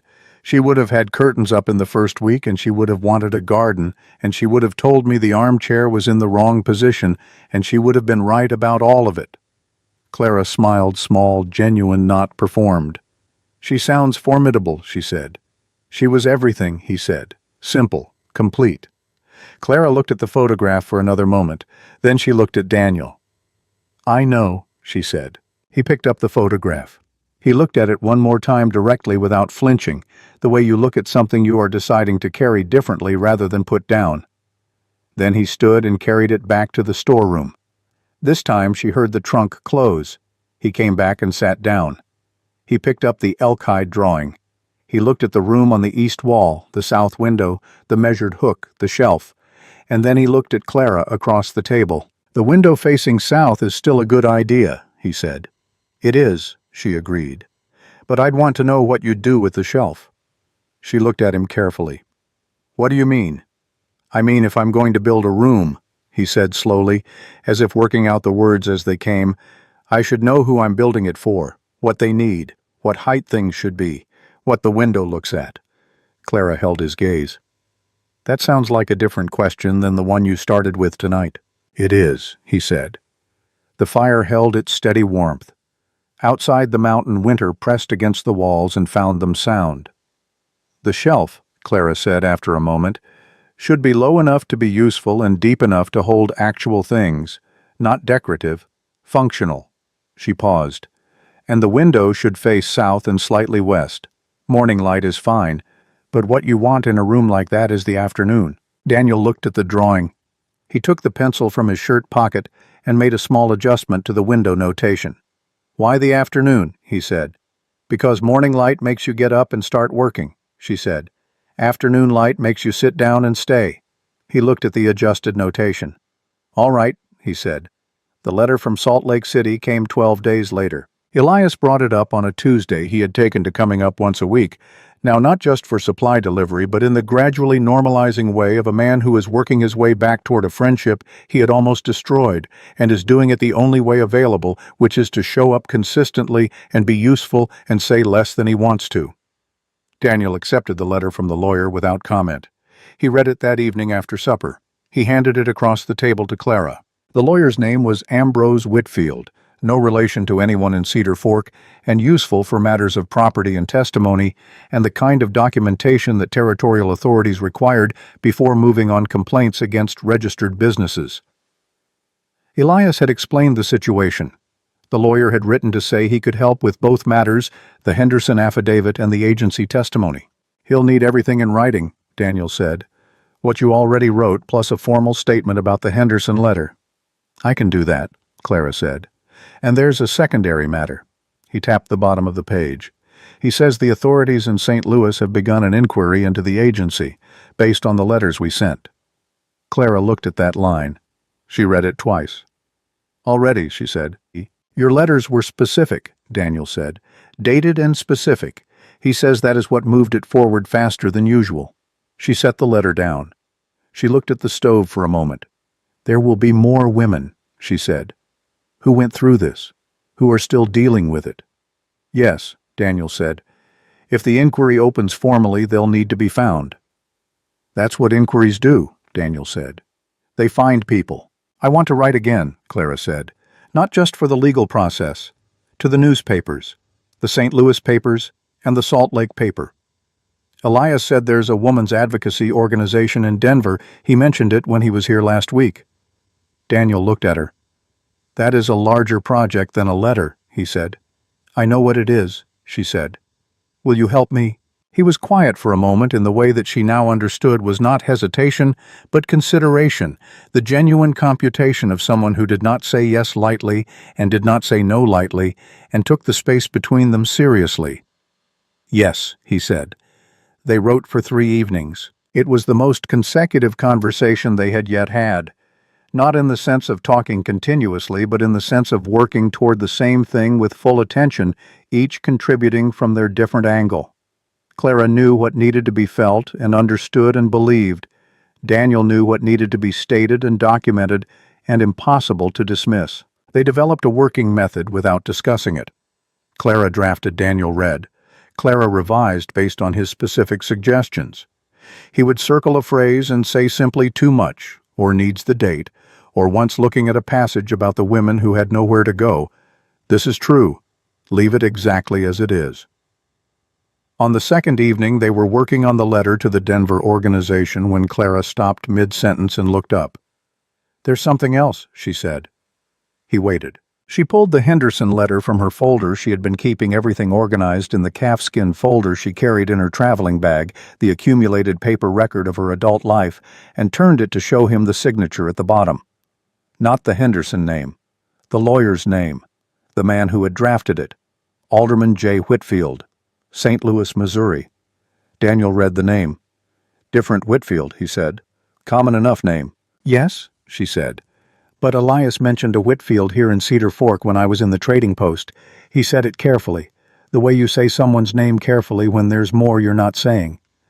Daniel looked at the lawyer's signature. He looked at the window. He set the letter down.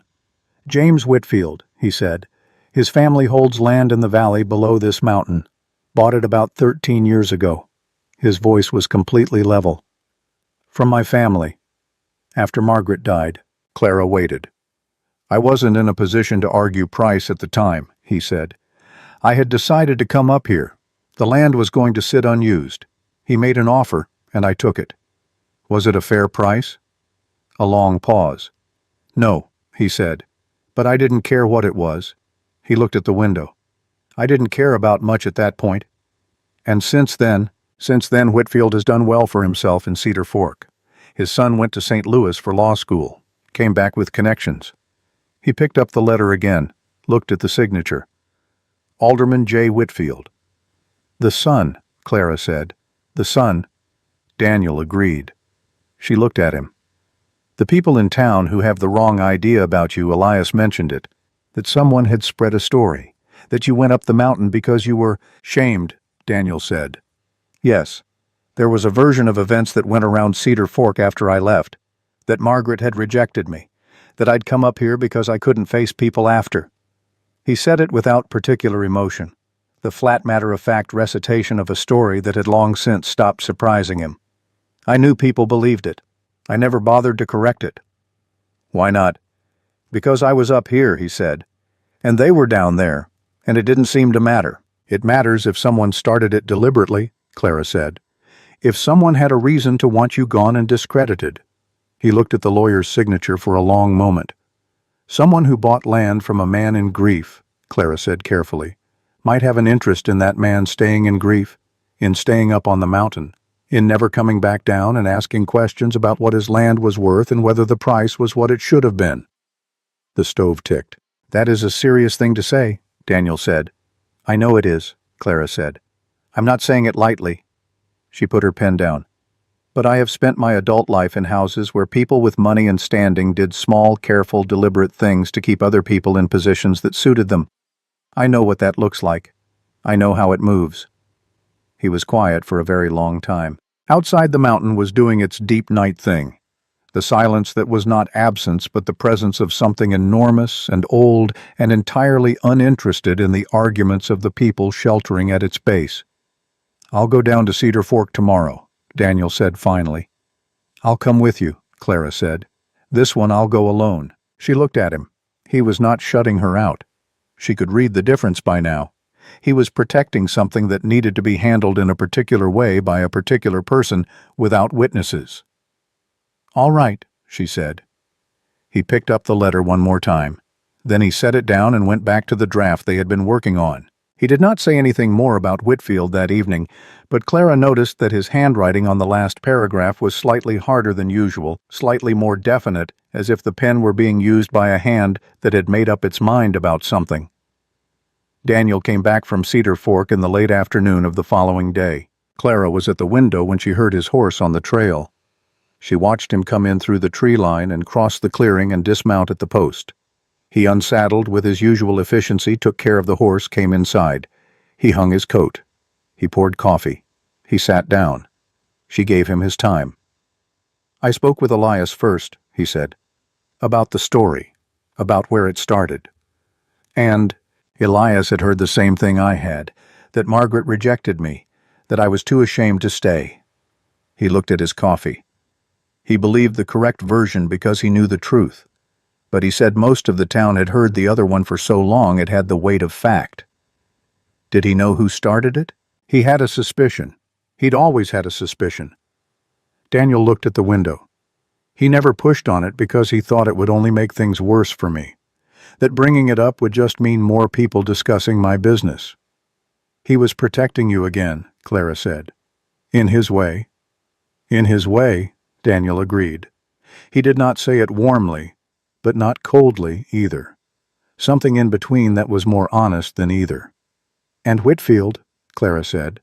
I went to see him. What did you say? Daniel was quiet for a moment.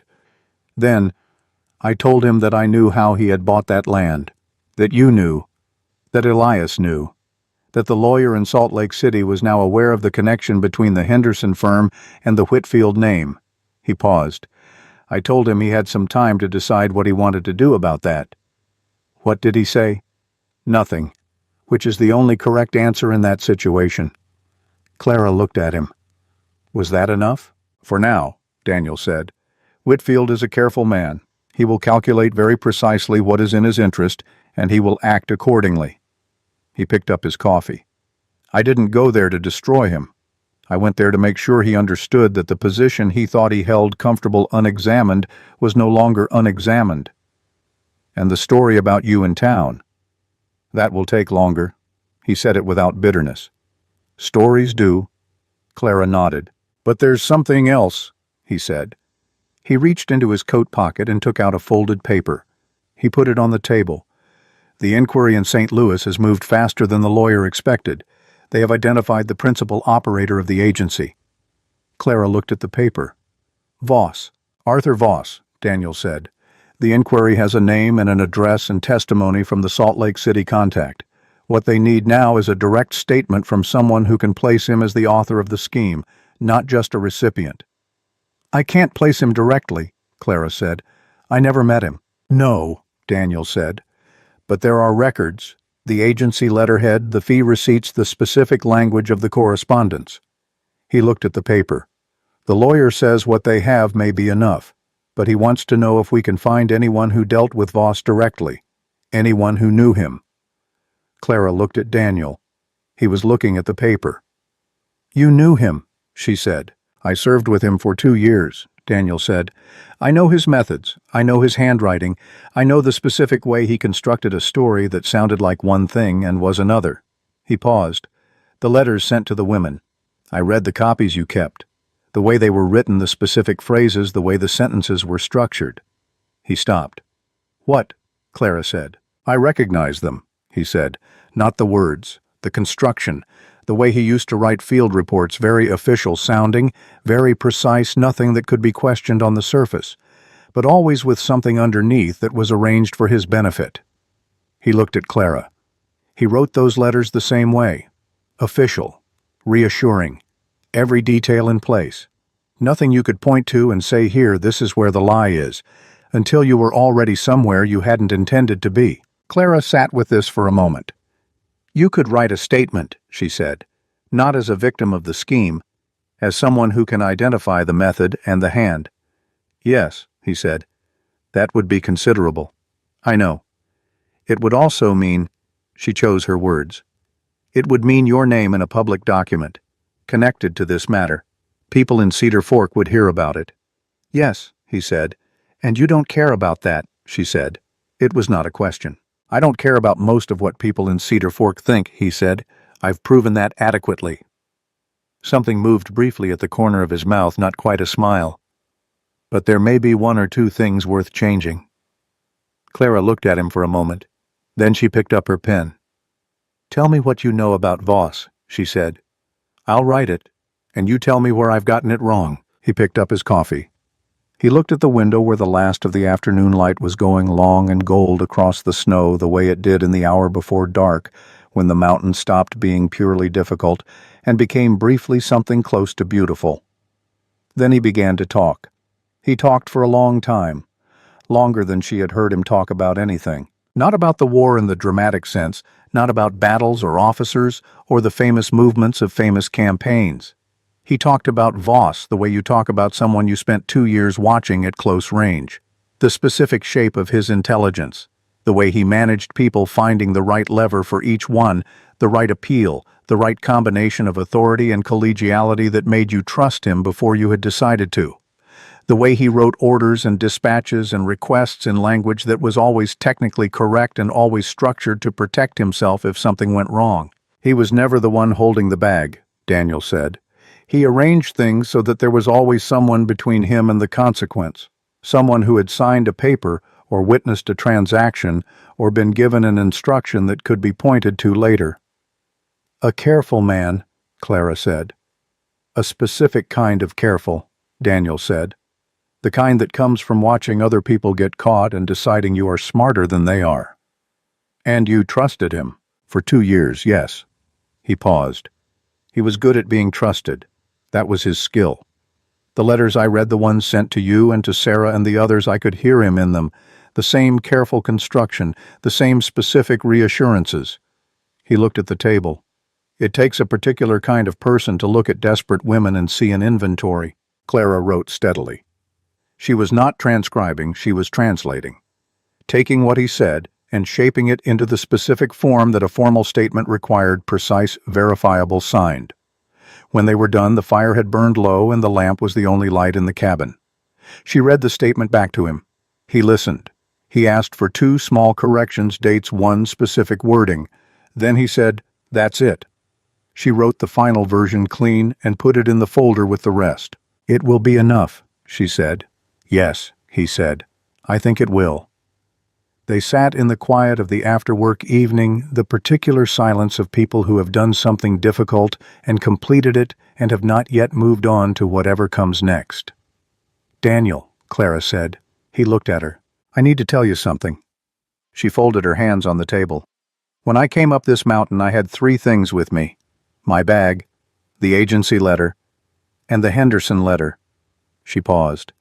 "And I was Clara Ashford, who was going to start over in a new place with a new name and leave Clara Holt behind in St. Louis with everything that had happened there." He said nothing. Waiting. "I haven't been Clara Holt to anyone in over 2 years," she said. "Not because I'm ashamed of the name, but because when you run from something far enough at some point, you stop being the person who ran and start being the person who arrived, and that felt like a useful change." She looked at the folder. "But I've been using the Holt name in the statements, in everything I've signed for the lawyer, because it's the name that can be verified, the name that connects to the agency records and the Henderson records and everything that needs to connect." "Yes," he said.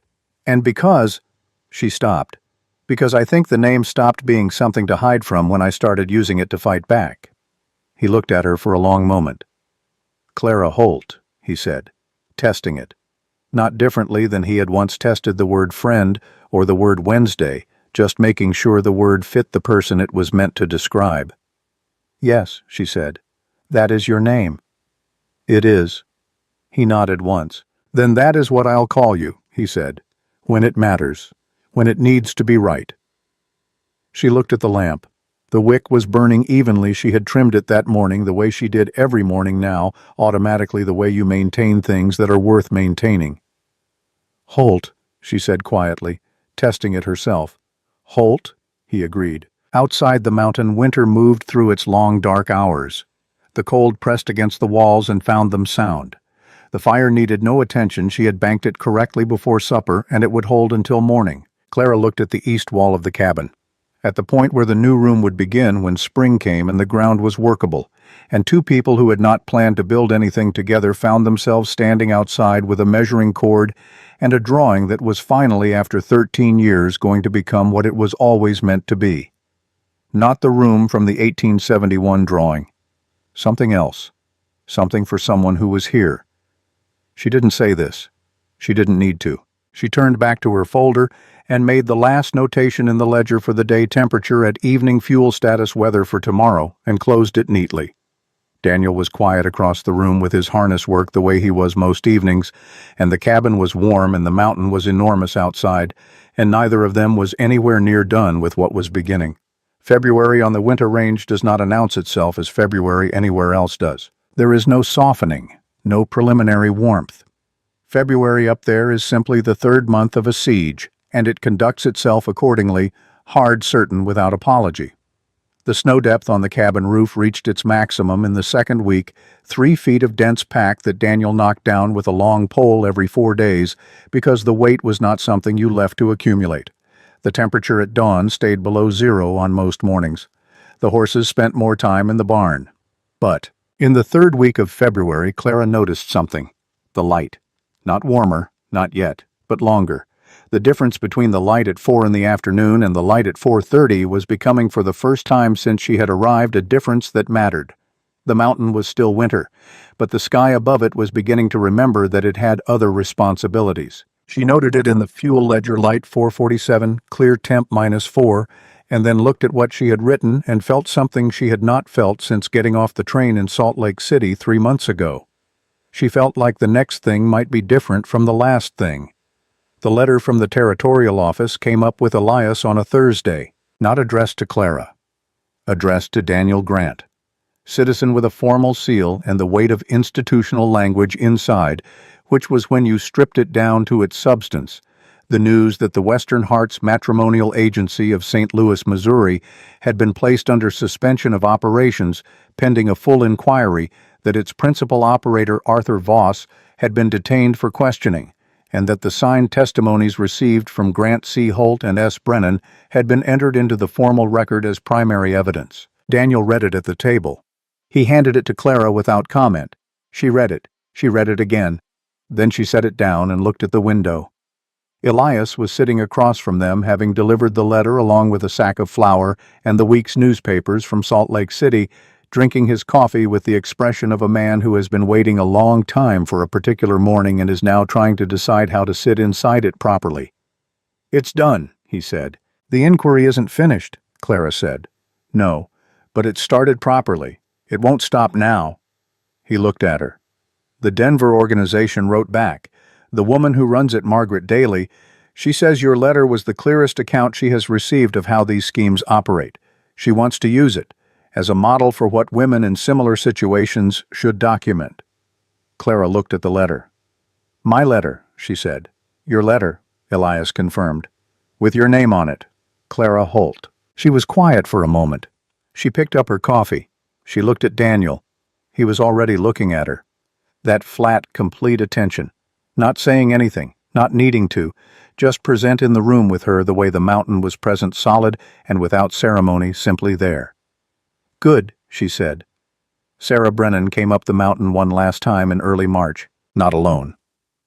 John Murphy rode beside her, a man of 35 with a weathered face and a straightforward manner, and 3 children who had been calling Sarah by her first name since her second day at the ranch, which said most of what needed to be said about the situation. They sat at the cabin table and drank coffee and talked about practical things for a while.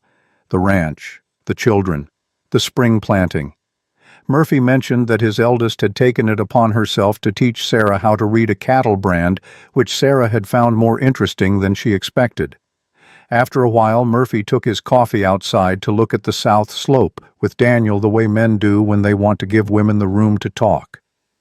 Sarah looked at Clara across the table. "You're staying," she said.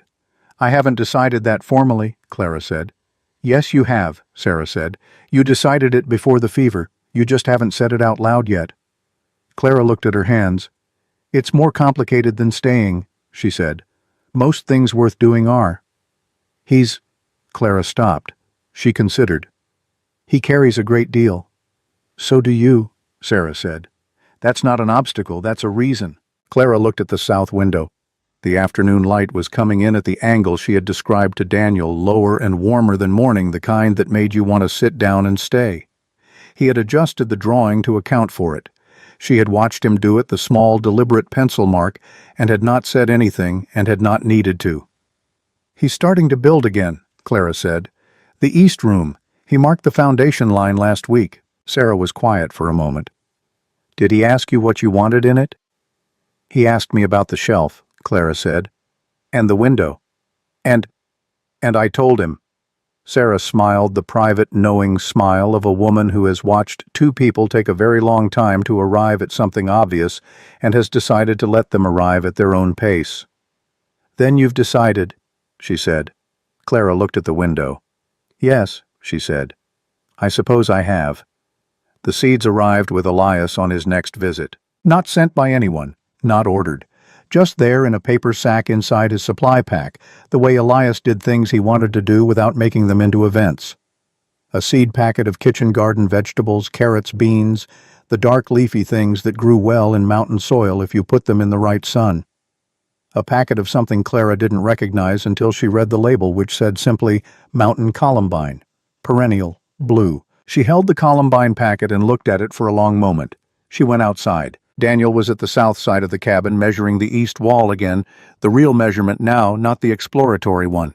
He had a wooden stake in the ground at one corner and was running a cord to establish the line of the new foundation.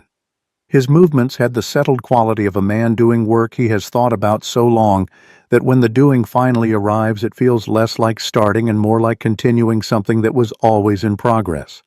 She stood beside him. "Elias brought seeds," she said. He looked at the packets in her hand. He looked at the cleared strip of south-facing ground between the cabin wall and the tree line, sheltered from the north wind, good drainage, the best light on the property. "That strip will take a garden," he said. "I know," she said. "I've been looking at it for 2 months." He drove the stake the last inch into the semi-frozen ground. He stood up and looked at the cord line, and then at the seed packets, and then at Clara. "The ground will be workable in 6 weeks," he said. "I know when ground is workable," she said. "I've been reading your weather records." A small pause. "What do you want planted first?" he said. She looked at the strip of ground. She looked at the Columbine packet. She thought about perennial, the word for things that come back that don't need replanting, that establish themselves in a place and decide to stay. "The Columbine last," she said. "They need to go in at the right time, or they won't take." She paused. "The carrots first. They'll be ready before anything else and we'll need them." He nodded. He turned back to his cord line. She stood beside him for a moment looking at the east wall that was about to become something different. At the ground that was about to become a garden. At the mountain above them, enormous and permanent and entirely accustomed to people deciding to build things at its feet. She went back inside to put the seeds in the right place on the shelf, the one at the height she had specified deep enough to hold actual things, which they did. March came in with 2 days of serious weather and left them on the 3rd day with something that was not quite spring, but was clearly pointing toward it. The snow line moved up the ridge by 2 feet. The creek below the cabin, which had been silent under ice since November, began to speak again quietly at first, just a murmur under the surface, and then, with more conviction as the upper ice broke into pieces and the water underneath remembered what it was. Daniel was out on the trap line when Clara came back from the creek with the morning water. She had been doing this for 3 weeks, taking over the morning water run as a matter of course, not because he had asked, not because she had announced it, just because she was up at the same time he was, and the creek was along the way to the woodpile, and there was no reason not to. He had not commented on it. He had simply started leaving the water pails at the door instead of the corner, which was closer to the path she took. They had been leaving things for each other like this for months. Establishing small adjustments in their shared geography without discussion, the way 2 people in a working space learn each other's movements and arrange themselves accordingly. Not because they had talked about it, because it was more efficient, and because efficiency was the language they both spoke, and because underneath efficiency in this particular case was something else neither of them had named. She was stacking the second pail inside the door when she found the note. Not a letter, not even a full sentence. Just a folded piece of paper on the table, and inside seen tracks near east tree line back by noon. Lock the door. She looked at the note. She looked at the door, which she then locked. She looked at the note again. 3 words locked the door, and what they contained was not instruction, not command, not the practical advice of a man who lived in country where precaution was simply sense. What they contained was the specific quality of someone who before leaving had thought about whether she would be all right, who had thought about it in a way that required the leaving of a note. She put the note on the shelf with the seeds. She did not examine why she put it there. He was back before noon. The tracks had been an elk, a large one, moving through the east timber toward the high meadow. He had followed them to confirm it because you confirm things up here, because the mountain occasionally used the ordinary to conceal the less ordinary, and a man who stopped checking was a man who eventually stopped being surprised at the wrong moment. He came in and set his rifle on the pegs and turned to find Clara at the table with the weather ledger and a cup of coffee and the particular quality of settled occupation that she had. By now the look of someone who has been exactly where they are for the right amount of time and has no pressing reason to be anywhere else. He hung up his coat. He poured coffee. He sat down across from her. She slid the ledger toward him without looking up his section where she had made the morning temperature notations and left the rest blank for his additions from the trapline check. He looked at the ledger. He looked at the morning entries, date, temperature, cloud direction, the observation about the creek starting to move. "The creek's talking again," he said. "Since this morning," she said, quietly still, but there. He nodded. He picked up the pencil and added his trapline notes in the column beside hers. The two sets of handwriting on the same page. His spare vertical exact, hers flowing slightly leaning right, the cursive of a woman who had learned to write in proper schools before those schools stopped being available. He looked at the page for a moment before he closed the ledger. "Clara," he said. She looked up. He had something to say, and he was taking his time with it the way he took his time with everything, completely without pretending the time wasn't being taken. She had learned not to fill this silence, and she did not fill it now. "I've been thinking," he said, "about what comes next." "All right," she said. "The room will be framed by April if the weather holds, finished before June." He looked at the table. "I've been building things for a long time. I know how to do it. What I'm not certain about—" He stopped. "What you're not certain about," she said quietly, completing the space he had left, "is whether I'm building it for the right reason this time," he said. "Whether I'm building it because I've understood something or because I've found another way to avoid understanding it." Clara set her pen down. "What would the difference look like?" she said. He thought about this. Building it for the right reason would mean building it for someone who is here, who I can ask, who can tell me when I've gotten the height of a shelf wrong. He paused. Building it for the wrong reason would mean building it as a way of saying something I haven't found the words for and letting the room say it instead. "Both things can be true," she said. "Yes," he said. "That's what I'm not certain about." She looked at her hands on the table. Then she looked at him. "Then ask me," she said. "Don't let the room say it. You say it." A long quiet. The creek outside, new-voiced again after 3 months, talked to itself in the low, murmuring way of water that has just remembered it has places to go. "I want you to stay," Daniel said. "Not as an arrangement, not as the practical resolution of a problem that arrived on my doorstep in a storm." He looked at her directly in the way he looked at things he was examining honestly and without the cushioning of implication. "I want you to stay because this place is better with you in it, and I am better with you in it." He said the last sentence carefully, with the specific care of a man who knows the weight of words when they are meant exactly as stated. "I know what that cost you to say," Clara said. "I know you do," he said. "Then I'll tell you something that costs me something to say," she said. "I have been in many houses. Some were better than others. A few were kind. None of them were mine." She looked at the window at the afternoon light coming in at the angle she had described, low and steady, and the color of something that stays. "This one feels like mine. Not because you gave it to me, because I've been living in it as if I belonged here and nothing has corrected me." He said nothing. He was looking at her with the same quality of attention he gave to things he was reading for the truth. "I want to stay," she said. "I am staying. I think I decided that before the fever, the way Sarah said. I just needed to wait until it was something I was choosing, not something I was defaulting to. And now I'm choosing it," she said, deliberately, with my eyes open. The stove ticked its slow count. The creek talked outside. A bird Clara had not heard since autumn called once from somewhere in the high spruce and was answered from further up the ridge. Daniel looked at the table.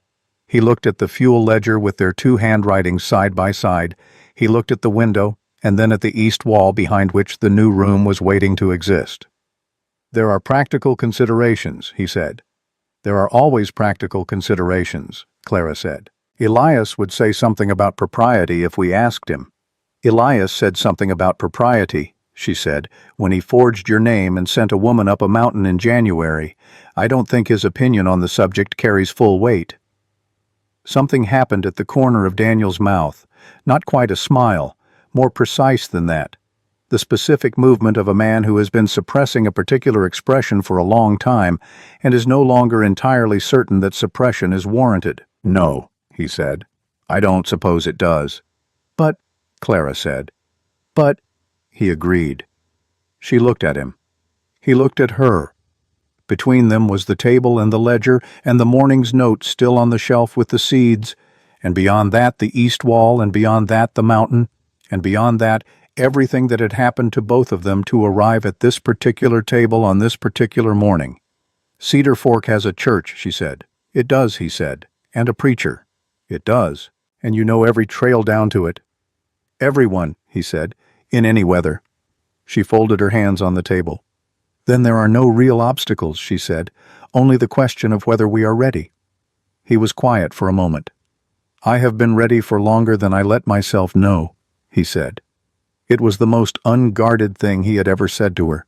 It came out simple and complete the way the truest things do. Clara looked at her folded hands. "So have I," she said, "though I arrived here with the strong impression that I was looking for entirely different things." "What were you looking for?" "Safety," she said. "A roof that was mine. Work that wasn't conditional on someone else's goodwill." She paused. "I found all of that. And—" She looked up at him.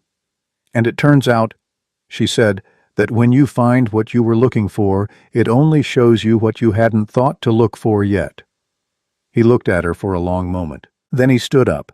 He went to the shelf and took down the seed packets, all of them, the carrots and the beans and the perennial columbine in its small envelope.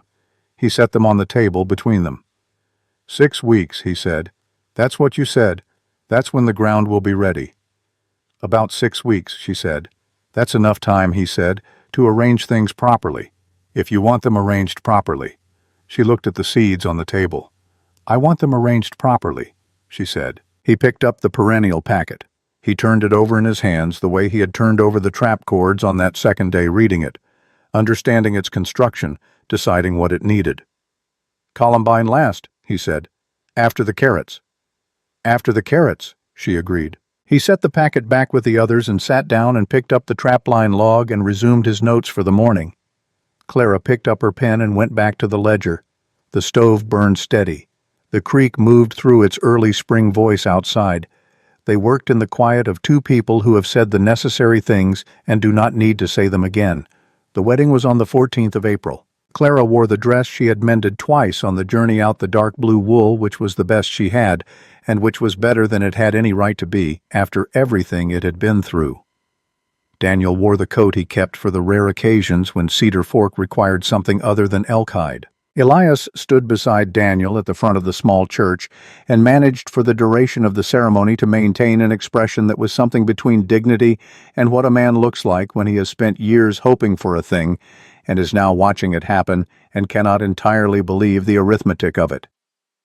Martha Croft sat in the third pew and wept without the slightest self-consciousness, which was, Clara thought, one of the kindest things she had ever witnessed. Sarah Brennan sat beside John Murphy and his 3 children. The youngest had fallen asleep against Sarah's arm by the time the vows started and had been left there, and Sarah had not moved, and Murphy had looked at his youngest child asleep on this woman who was not yet his wife but was becoming everything necessary, and his face had done something private and complete that Clara saw from across the aisle and was glad for. The preacher was a small man with a large voice who had been performing ceremonies in Cedar Fork for 11 years and had developed the specific skill of saying exactly what a ceremony required without saying anything extra. He said the words. Daniel and Clara said theirs. When it was done, Daniel looked at her, not the way she had seen men look at new brides in the few weddings she had attended in her years of service, the performance of ownership, the public claiming. He looked at her the way he looked at everything he considered important, steadily, completely, with his full attention, and nothing held back. She looked back at him the same way. Outside, Cedar Fork was having an ordinary April morning. Wagon traffic on the main street. The general store opened its signs swinging in the light spring wind. The mountains above the valley still white at the peaks, but showing bare rock lower down the long, slow revelation of ground that had been waiting under snow since October. They drove back up the mountain in the late afternoon. The east room was framed. Daniel had spent the last 3 weeks on it during the hours between trapline and supper, working in the systematic, unhurried way that he worked at everything. The frame was sound. Clara could see that even without knowing the technical specifics.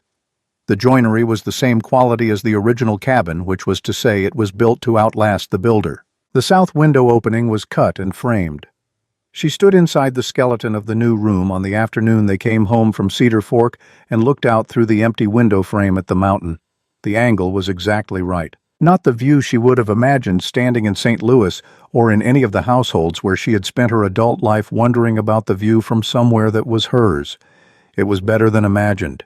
It was specific, that particular mountain, those particular trees, the specific quality of late afternoon light filtering through spruce and pine and coming out the other side clear and cold and gold and entirely itself.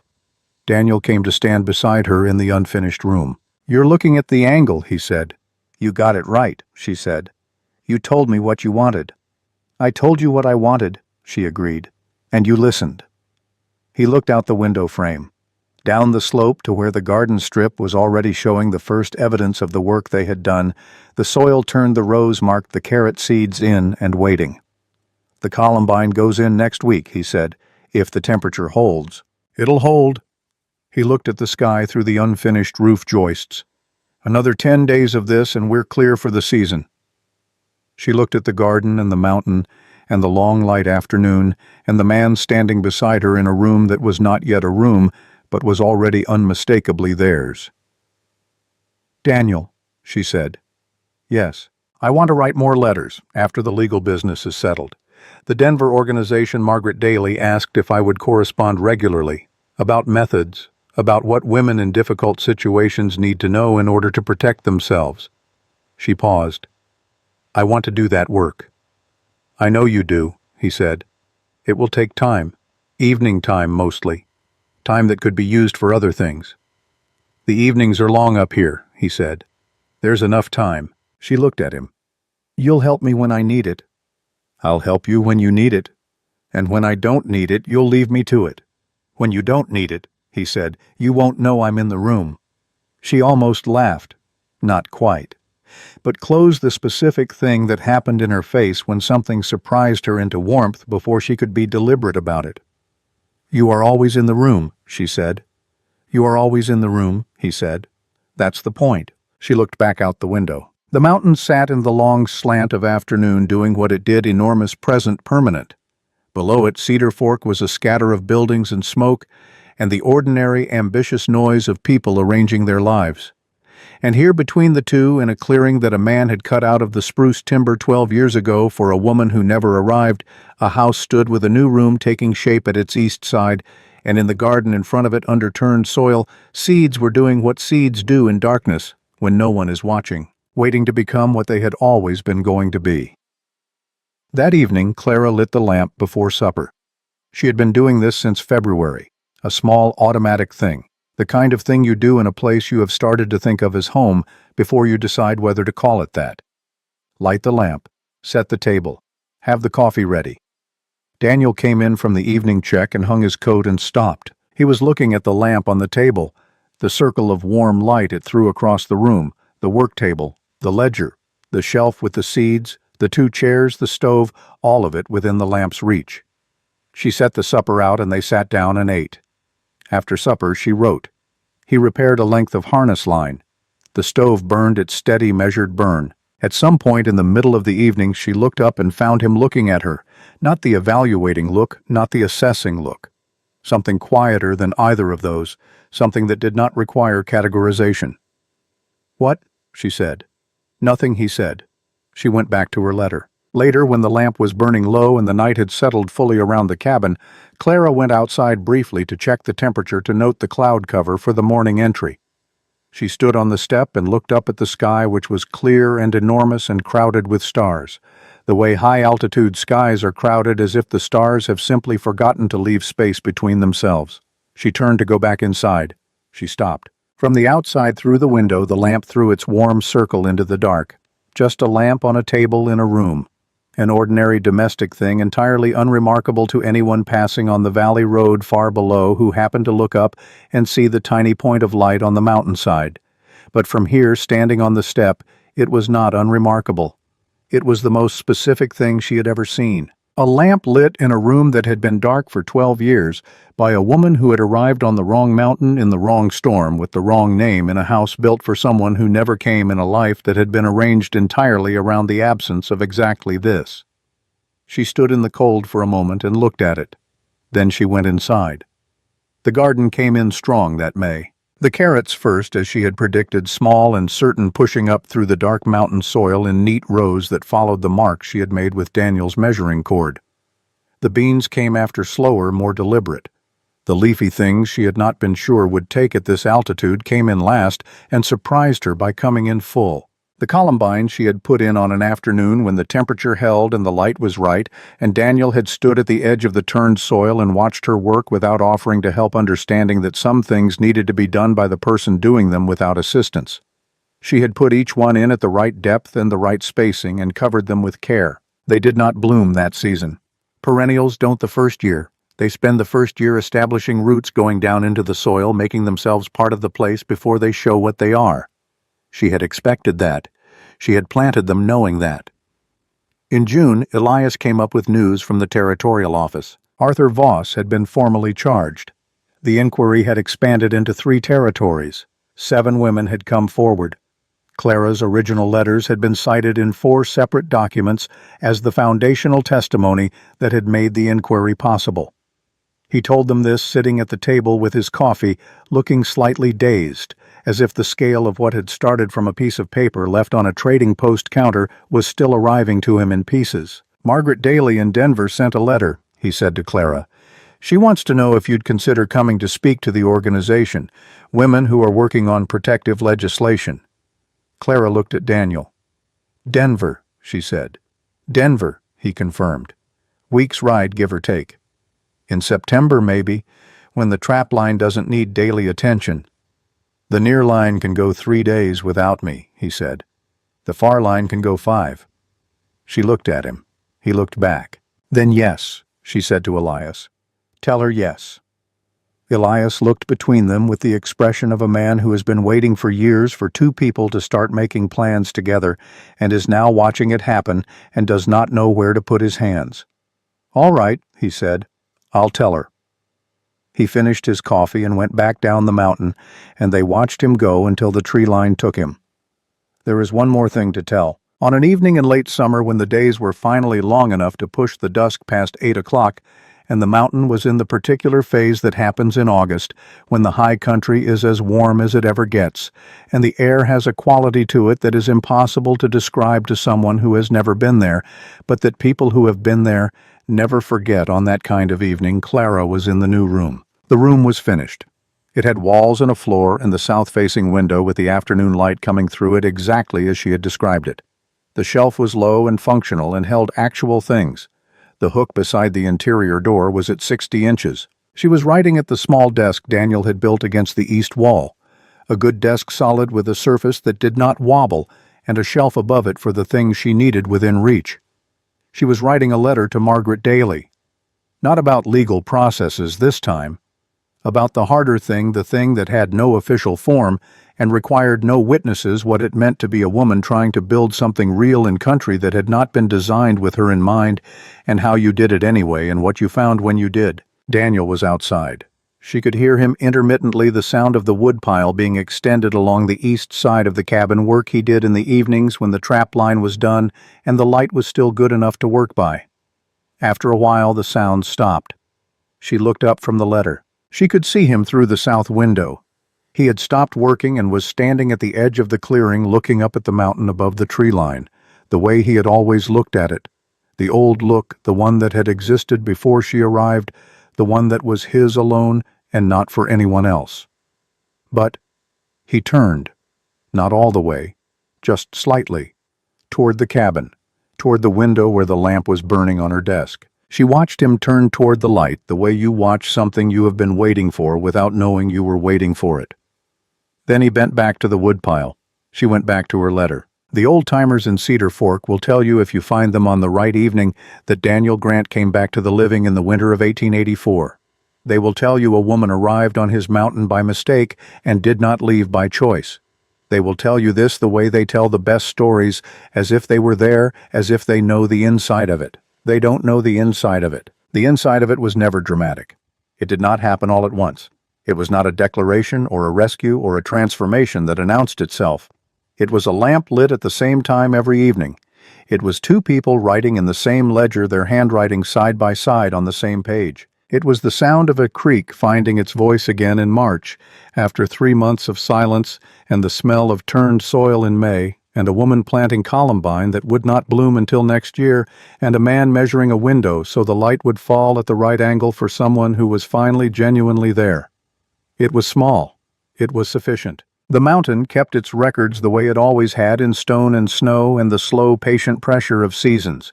It had kept the record of a man who came up to it with a grief too large to live with anywhere smaller. It had kept him through 12 winters and 12 springs, and the long accumulated weight of all those days. And then it kept something else. A lamp in a window, lit every evening, still lit.